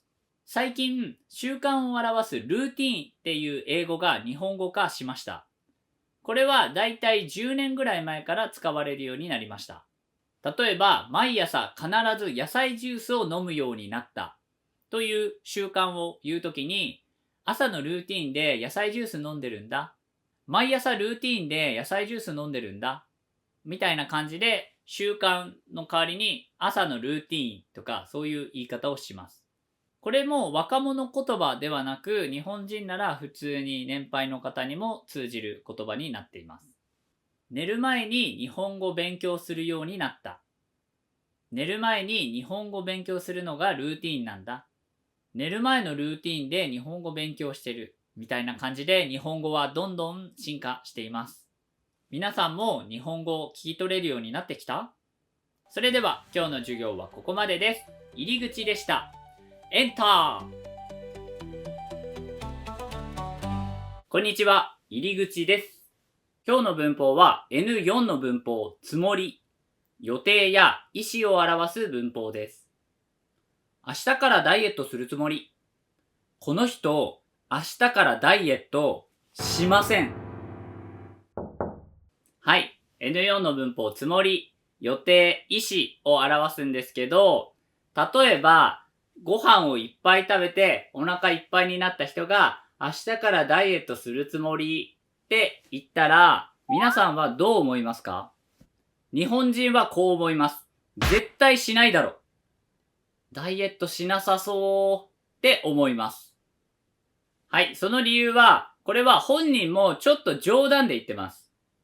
本当に緊急だったら、明日から絶対やらないとか、明日からやらないと本当にやばいんだよね、みたいな強調した言い方があるので、何々するつもりはもっと軽い感じがします。なので、明日から何々するつもりって言ってる人に対しては、こちらも、この人は本当に強い意志じゃなくて、軽く冗談のように言ってるんだなって思えばいいです。例えば、行くつもりですは、行きます。絶対行きますっていう強い意志や確定した予定ではなくて、行こうと思ってます。行こうと思っているというニュアンスです。これは第10課の何々と思いますの授業でも解説したんですけど、ニュアンスとしてはあまり強くないです。だから、行くつもりですと言った人に対しては、確定した予定や強い意志ではなくて 70% ぐらい。行くかもしれないよりはちょっと上。行くかもしれないが 50% なら、行くつもりは 70% ぐらいで考えればいいと思います。予定とつもりの違いなんですけど、予定は決まったスケジュールという感じで、つもりは自分の心の中で思っているだけという感じです。だから約束の力が予定の方が強くて、つもりの方が、自分の意思ですぐ変えられるので、緩い表現となっています。例えば、来年の4月から日本語学校に通うことが決まっている人は、来年の4月から日本語学校に通う予定ですって言います。それに対して、来年から日本語勉強するつもりなんだって言ってる人は、その人の心の中でそう思ってるだけで、本当に日本語学校を予約したりとか、具体的な予定が決まってないというイメージです。だから、明日からダイエットするつもりは、具体的な、1日何カロリー以内に抑えるとか、毎日どれくらい運動するとか、そういう予定が決まっていないので、つもりって言ってる人は、ちょっと冗談で言ってる感じがします。なので、聞いてる方も信じません。本当に予定があるときは、行く予定ですのように予定と言ってください。相手に信じてもらえません。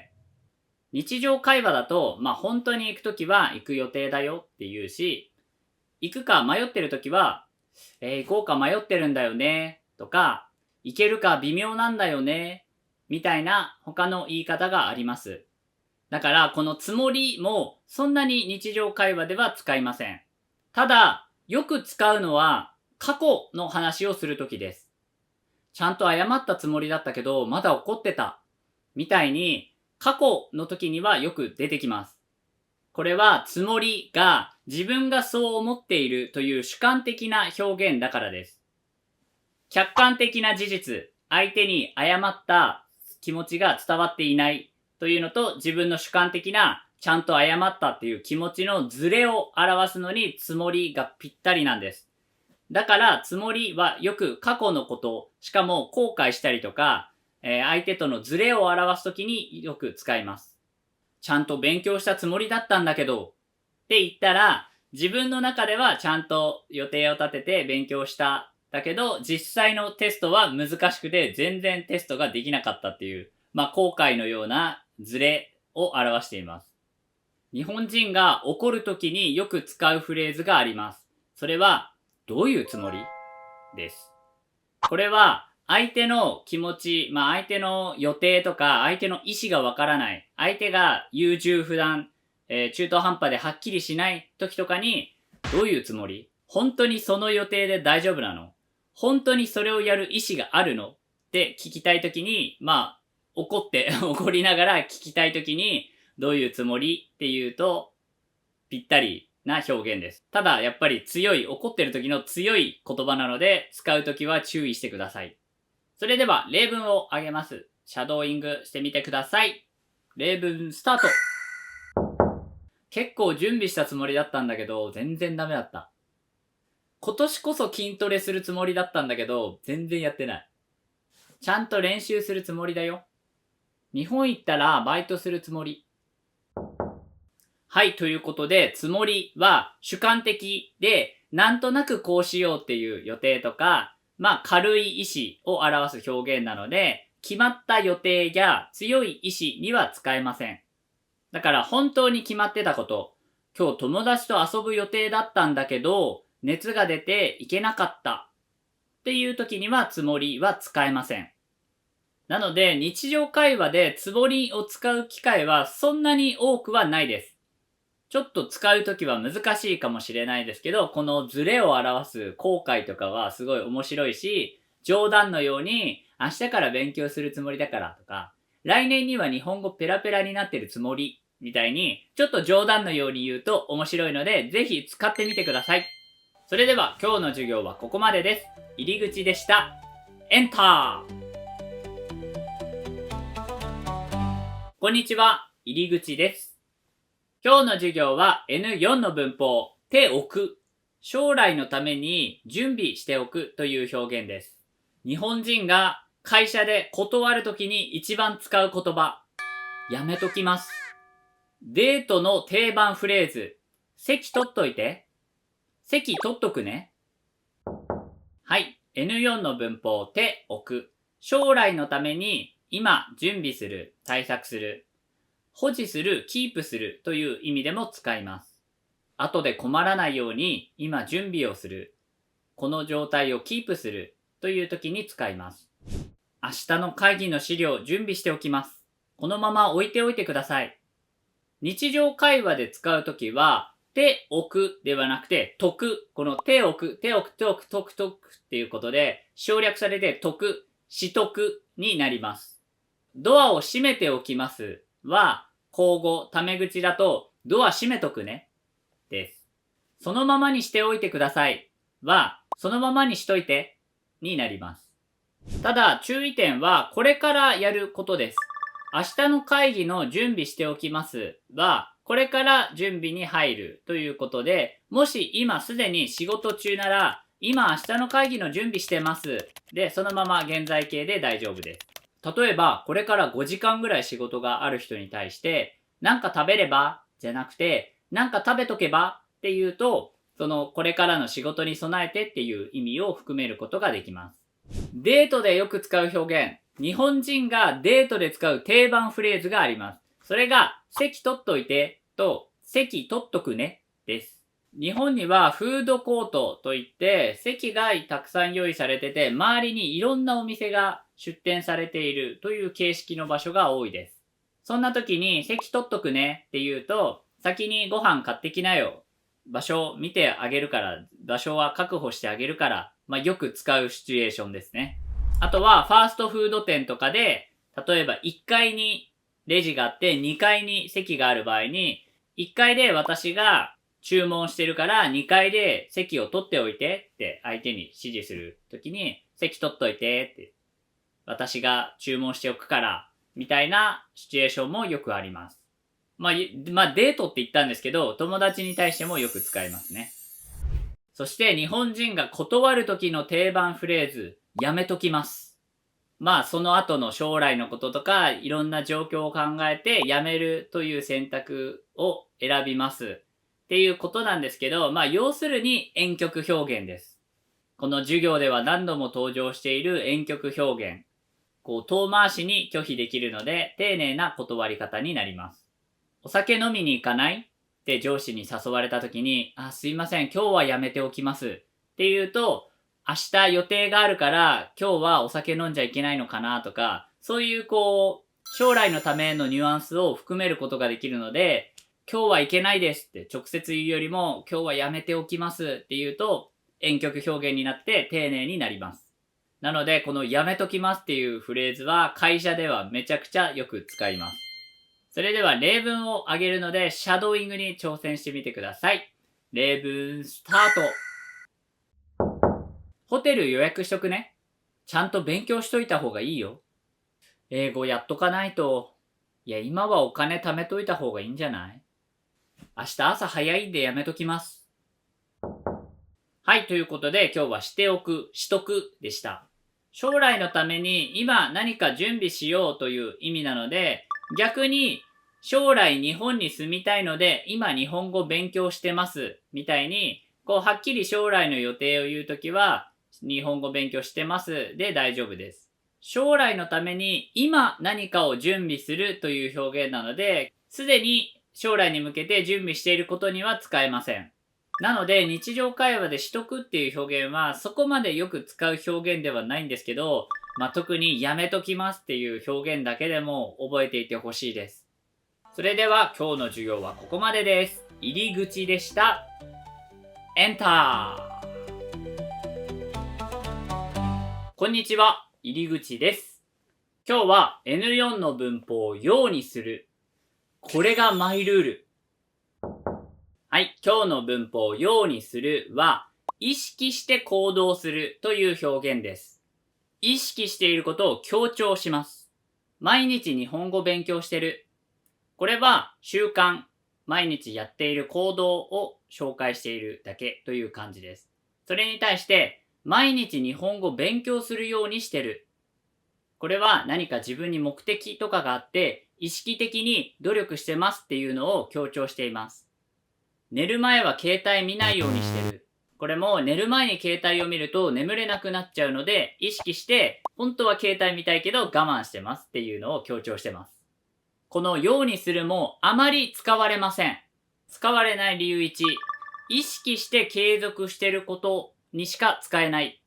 意識してるのを強調することなので、例えば仕事を帰ってくるのが遅くて毎日1時ぐらいに寝てますっていう人は、1時に寝るようにしてるんじゃなくて、仕事が遅くてその後ご飯食べたりシャワー浴びたりしたら1時になっちゃうっていうことなので、自分で意識して1時に寝てるわけじゃないので、1時に寝るようにしてるとは言えないです。こうやって周りの影響を受けることには使えません。実は私、小麦粉がアレルギーで食べられません。なので、ラーメンとかパンとか食べられないんですけど、昔は小麦粉を食べないようにしていました。自分で意識して我慢して、本当はラーメンとかパンとか食べたいけど、食べないようにしてました。ただもうそれがずっと続いているので、今はもう食べないようにしてるっていう意識もなくて、もうただ本当に食べない。ただ食べないだけっていう感じで、自分の意識がもう変わっていて、当たり前の習慣になっているので、それをわざわざ小麦粉食べないようにしてるんだって言いません。もちろん、これは言っても間違いではないんですけど、あくまで自分の意識の問題でしかないので、私が小麦粉食べないようにしてるんだって言っても、もちろん間違いって他の人は言えないんですけど、ただ自分の気持ち的にもう小麦粉を食べないことを意識してないので、食べないようにしてるではなくて、今は小麦粉を食べないっていうただ習慣があるっていうだけです。こういう時に食べないようにしてるは言いません。そしてもう一つ、自己紹介でも使いません。私の趣味はテニスです。毎週テニスをしています。のように自己紹介の時は習慣をちょっと客観的に自分を説明することなので客観的に言います。自分の意識とか強調っていうのは自己紹介の時にはちょっと合いません。だから自己紹介ってどうしてもその人の経歴とか職業とか趣味とかちょっと大雑把なちょっと履歴書みたいなことしかわからないですけど、だんだん日常会話で話していくうちに、なんかこの人面白い人だなとか思うのは、やっぱりそのようにするとか継続してることとかをだんだんその人が人生においてどういうルールで生きているかとかが分かってくると、この人面白い人なんだなとかだんだん分かってくるってことありますよね。要するに、ようにするは自分のルールを言うときに使います。甘いもの食べ過ぎないようにしてるとか、皆さんも自分の中にだけあるルールってあると思うので、そういう時にこのようにするで説明するのがぴったりです。例文を挙げていくので、ぜひシャドーイングに挑戦してみてください。それでは例文スタート。必ず挨拶するようにしてる。なるべく大きい声で話すようにしてる。なるべくタンパク質を多く摂るようにしてる。なるべく日本語使うようにしてる。なるべく散らかさないようにしよう。危ないから夜は出歩かないようにしよう。はい、ということで、ルールは他人に対しても使えます。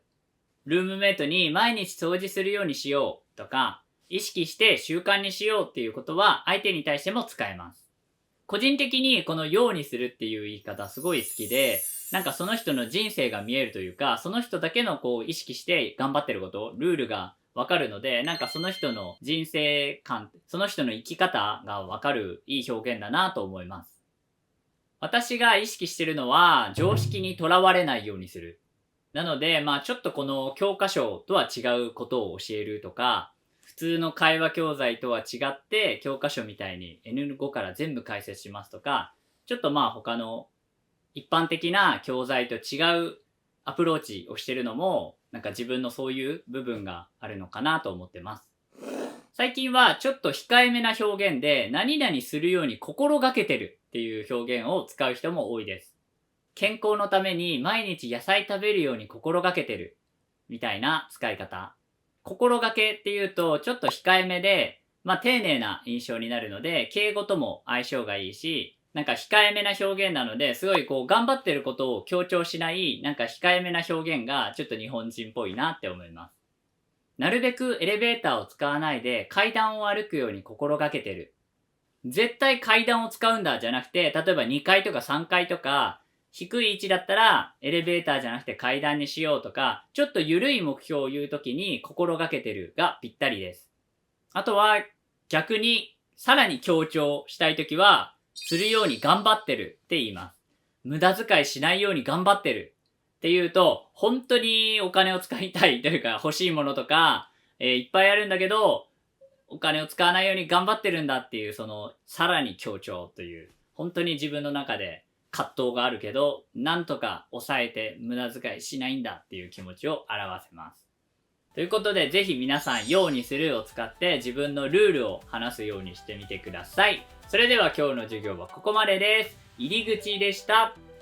エンター。こんにちは、入り口です。今日は N4 の文法過ぎる、過剰であることを表します。皆さん、この表現どう思いますか？対行きたすぎる。これ、正しい表現です。教科書の日本語とはちょっと違うかもしれませんが、日本人の特に若い人の中では普通に使われる表現です。日本語の勉強したすぎる。はい、ということで今回は過ぎる、過剰であることを表します。教科書だと寒すぎる、それは多すぎます。みたいに、普通の一定の水準よりも超えている、過剰であることを表すときに言うんですが、今日本人はこれを誇張としてめちゃくちゃ使います。誇張とか感情を表すときに文章だったら最後にびっくりマークをつけます。このマーク、日本語ではびっくりマークと呼んでます。このびっくりマーク、話すとなると、この話し方、タイに行きたいと、タイに行きたい、この話し方の違いでびっくりマーク表せますけど、日本人ならこの過ぎる、過ぎって言葉をびっくりマークのように使います。例えば美味しいものを食べた時にうますぎる、楽しかったっていう楽しかったことを表す時に楽しすぎたのように過ぎるを使うことによってもうその水準以上の感情を表すことができます。感情を誇張することができます。ただちょっと若者言葉っぽいのと、あとやっぱりカジュアルな表現なので、この感情を誇張したようなびっくりマークのような表現の時は会社では使わない方がいいかと思います。ただもちろん、ちょっとここ寒すぎますのように教科書で習うような一定の水準より超えてしまってますっていう時には敬語や会社の場面でももちろん普通に使えます。では早速この今の日本人がよく使う誇張の過ぎる過ぎを例文挙げていくので、ぜひシャドーイングしてみてください。例文スタート。この子可愛すぎ。昨日のライブやばすぎた。もう上司がうざすぎる。昨日寝すぎて逆に眠い。嵐のコンサート当たったの嬉しすぎる。難しすぎて笑ったわ。できなすぎてやばい。はい、ということで誇張した若者言葉っぽい過ぎ、今の日本人っぽい過ぎ、どうでしたか？文法的には寒いが寒すぎるみたいに、行きたい、行きたすぎる、勉強したい、勉強したすぎるみたいにいのところを過ぎるに変えれば大丈夫です。日本人のように話したい、ネイティブのように話したいという人はぜひこの自分の感情を誇張した過ぎ使ってみてください。リスニングはすぐに慣れると思います。私は韓国に行きたいですっていう教科書から韓国行きたすぎっていう日本人のこのスピードには最初びっくりすると思うんですけど、これは文法的にもそんなに難しくないし、すぐ慣れると思います。ぜひ面白い表現なので日本人風の過ぎ覚えておいてください。それでは今日の授業はここまでです。入り口でした。エンター。こんにちは、入り口です。今日は N4 の文法、ようだ。彼女は太陽のようだ。日常会話で使うと、ちょっと変な人になっちゃいます。ようだという言葉は日本人にとってはすごく客観的で対象、見ているものと距離がある感じがします。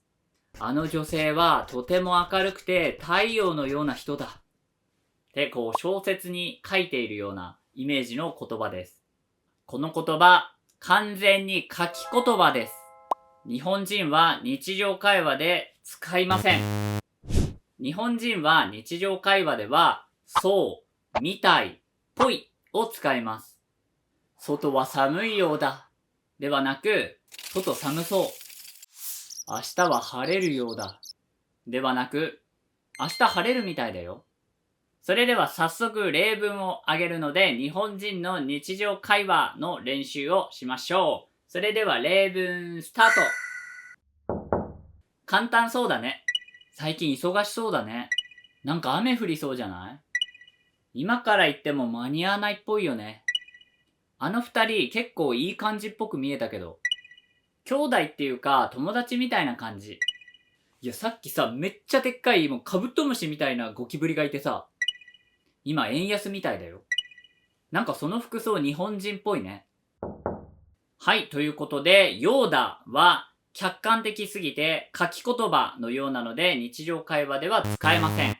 そうとか、みたいとか、ぽいを使ってください。日本人はそうしてます。例えば、今日上司の機嫌が悪いようだというと、上司からすごい遠いところでその上司を観察しているようなイメージです。でも、うわ、今日の上司めっちゃ機嫌悪そう。この悪そう、そうにすると自分が嫌な気持ち、うわ、機嫌悪くて最悪だっていう嫌な気持ちが悪そうだとすごいなんか自分の主観も入っている感じがするので、自分に降りかかる、自分が実際に体験する嫌な気持ちっていうのがすごい現れてます。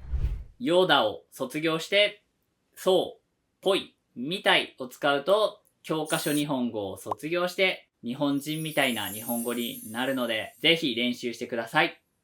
それでは今日の授業はここまでです。入り口でした。エンター。こんにちは、入り口です。今日は N4 文法通りに、指示通りに行うという表現です。あなたが先生じゃないならこの表現使わないでください。はい、N4 文法通りには指示や手順通りに行うという表現です。これは指示したことや手順、順番を必ず 100% 守ってください。再現してくださいという強い言葉で超硬い表現です。日常会話では硬すぎます。先生の言う通りにしなさい。こんな感じで日本人は昔先生に怒られてました。だからすごい日本人の嫌いな言葉です。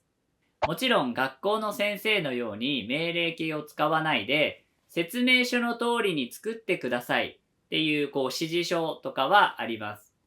敬語にすれば少し丁寧にはなるんですけど、指示書とかそういうのに使われる書き言葉のイメージです。やっぱり通りにっていう言葉はすごい硬い表現になるので日常会話では使いません。では日常会話でよく使うのは何かというと、そのまんまを省略したまんま。言った通りにしてを言ったまんまやってにするとすごい日常会話っぽいカジュアルな言い方になります。それではまんまを使った例文を挙げるのでシャドーイングしてみてください。例文スタート。まんまやってくれればそれでいいから。まんまパクっていいよ。説明書のまんまやればいいよ。さっきの漢字でやればいいよ。覚えてきたまんまだった。はい、ということで日本人にいきなりまんまやればいいよって言われたらちょっとびっくりしますよね。耳が慣れていないから。まんまやってくれればいいとか、まんまやればいいっていうのはそのまんまやればいいということなので、説明書にあることとか言ったこととかをそのまま再現すればいいよっていう意味です。まんまパクっていいよ。パクるっていうのは真似するという意味です。パクるも昔は若者言葉だったと思うんですけど、今は普通に60代の人とかも使う一般的な言葉になりました。まんまパクるというのは、その通りに真似するということです。結構会社でも去年の資料のまんまパクればいいよみたいにカジュアルな表現を使う上司の人とか、だんだん日本でも会社内でカジュアルな言葉が使われるようになってきている気がします。あとは前回勉強したようだの代わりのみたいとかも使えます。説明書みたいにやればいいんじゃないみたいな感じで、通りには 100% 再現するような感じなんですけど、みたいにっていうと、なんか 100% 真似するんじゃなくて、説明書っぽくやるとか、説明書みたいにっていうと、80% から 100% みたいな、ほとんど同じにすればいいんじゃないみたいな、ちょっと自由な感じがして、すごいカジュアルで柔らかい表現になります。ただ、本当に 100% 真似してほしいなら、そのまんまやって、そのまま、説明書のまんまを使った方がいいです。みたいだと完璧にやらなくていいっていう余白がある感じです。はい、ということでまとめると、通りにはちょっと硬すぎるので日常会話では使わないでください。その代わりに、そのままを意味するまんまが使えます。あと、もう少しニュアンスを軽くするなら、みたいとかぽいとかを使うと、もっとゆるい 100% 再現しなくていいよっていう、ほとんど同じにすればいいからっていう、もうちょっと軽いニュアンスの言葉になるので、ぜひ使ってみてください。それでは今回の授業はここまでです。入り口でした。エンター。こんにちは、入り口です。今日は N4 の文法ばかり、限定的な状況を表す表現です。皆さん、これどういう意味だと思いますか？うちの子は勉強ばかりしている。これ、実はちょっと悪い意味なんです。はい、N4 の文法ばかり、限定的な状態などを表します。先に言っておきます。日本人はほとんど使いません。今日は日本人はばかりの代わりにどういった表現を使うのか解説していきます。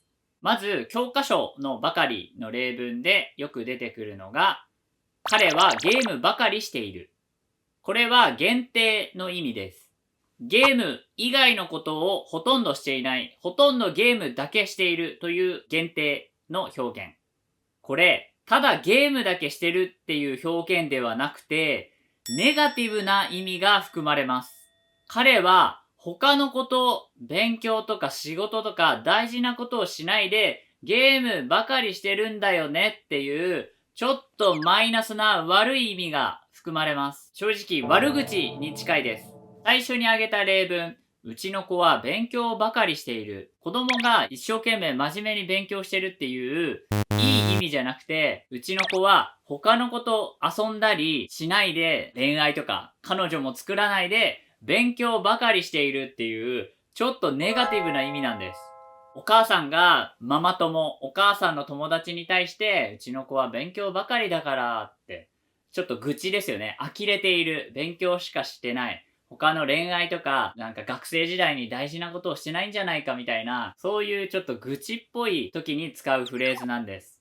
日本人がばかりを使わない理由は、ばかりはちょっと客観的すぎるからです。うちの子供は勉強ばかりしている。彼はゲームばかりしている。みたいに、第三者に対してはばかりいいんですけど、自分のことに対して私は週末ゲームばかりしているっていうと、ちょっと客観的すぎて不自然です。日本人は日常会話ではばかりではなくばっかを使います。このばっかはめちゃくちゃがめっちゃみたいにばかりがばっかになったんですけど、ただ省略したわけではなくて、ばっかっていうと自分のことにも使えます。俺最近ゲームばっかしてるみたいに自分のことを言うときはばっかっていう強調、誇張表現がぴったりです。もちろん第三者に対して彼はゲームばっかしてる、うちの子は勉強ばっかしてるとも言えます。だからばっかは便利です。第三者に対しても使えるし、自分のことに対してもばっかなら使えます。ばっかは限定的な誇張表現、それしかしてないっていうことを強調する表現なので、マイナスな悪い意味はありません。もちろん、ゲームばっかしてて勉強してないっていうマイナスな文章にも使えるんですけど、最近休みだからゲームばっかしててめっちゃ楽しいみたいな使い方もできます。だから日本人はばっかをめっちゃ使うし、すごい便利な表現です。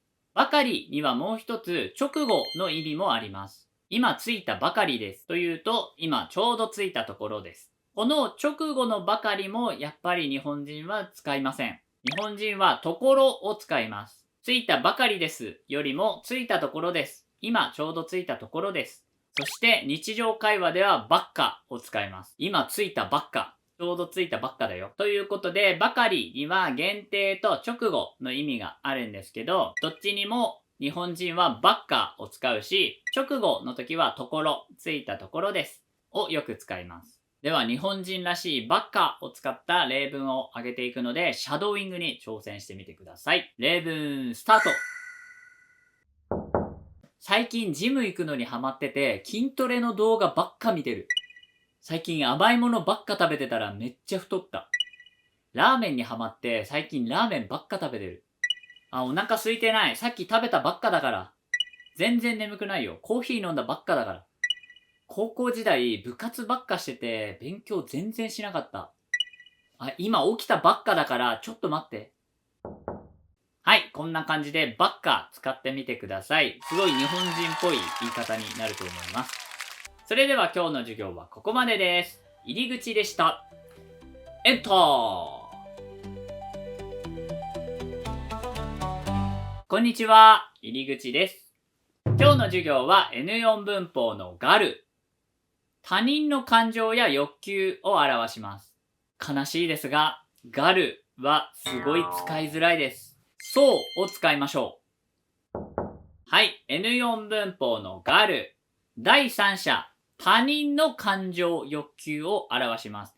自分のことには使えません。寒がるは寒いと感じている様子ですが、私は寒がっているは使えないです。自分のことには使えません。あの人寒がってるのように、寒そうにしてるなとか、寒いと思ってるだろうなっていう他人の感情を予想している。この他人、第三者っていうのは、自分以外ではなくて、話し相手にも使わないです。自分と今話している話し相手に対して、今寒がってるねは使いません。寒そうだねと、そうを使います。暑そうだね。ジャケット脱げばみたいに、そうを使います。しかも、第三者、他人が寒がってる時も、寒そう、そうが使えるので、絶対そうを使った方が便利です。日本人はそうを使います。しかも、そうは自分が予想することにも使えます。このジェットコースター怖そうだね。この映画怖そうだね。今の時期北海道寒そうだね。もちろんその様子を予想していることなので、自分に対して寒そうは使えないんですけど、自分が予想することをほとんどに使えるので、そうはめっちゃ便利です。ということで、N4 文法のガルはほとんど使わないんですけど、熟語として覚えてほしいことがあります。それが、寒がり、暑がり、怖がり、寒がりというのは寒くなりやすいタイプ。私は寒がりです。寒がりという熟語なら自分に対しても使えます。他の人よりすごい暑いって感じやすいなら私は暑がりです。怖いと感じやすい人なら私は怖がりです。あと、本当に限定的な例なんですけど、怖がらないで、恥ずかしがらないで、は相手に対して使えます。大丈夫、怖がらないでとか、恥ずかしがらないで大丈夫、自信持ってみたいに文法というよりも熟語として覚えちゃうのがいいと思います。あと最近の日本人は怖がるをビビると言います。怖がっているはビビってる。怖がりをビビリ。俺ビビリだからホラー映画見れないんだよね。ということでちょっといろんな例があって難しいんですけど、基本的にはそうを使えば大丈夫です。それでは例文を挙げるので、シャドーイングに挑戦してみてください。それでは例文スタート。沖縄めっちゃ暑そうだね。あの子寒そうにしてるから冷房切ってください。めっちゃ怖そうな映画だね。食べたそうだね。一口食べる？あの子すごいギターを欲しそうな目で見てる。留学するって言ったら親が寂しそうにしてた。はい、ということで、今日は短かったんですけど、簡単にまとめると、ガルはほとんど使いません。そうを使えば大丈夫です。ということで、入り口日本語では、教科書や試験の文法を日本人に変えるという動画をいっぱい出しているので、ぜひ面白そうな動画があったら見てくださいね。それでは今日の授業はここまでです。入り口でした。エンター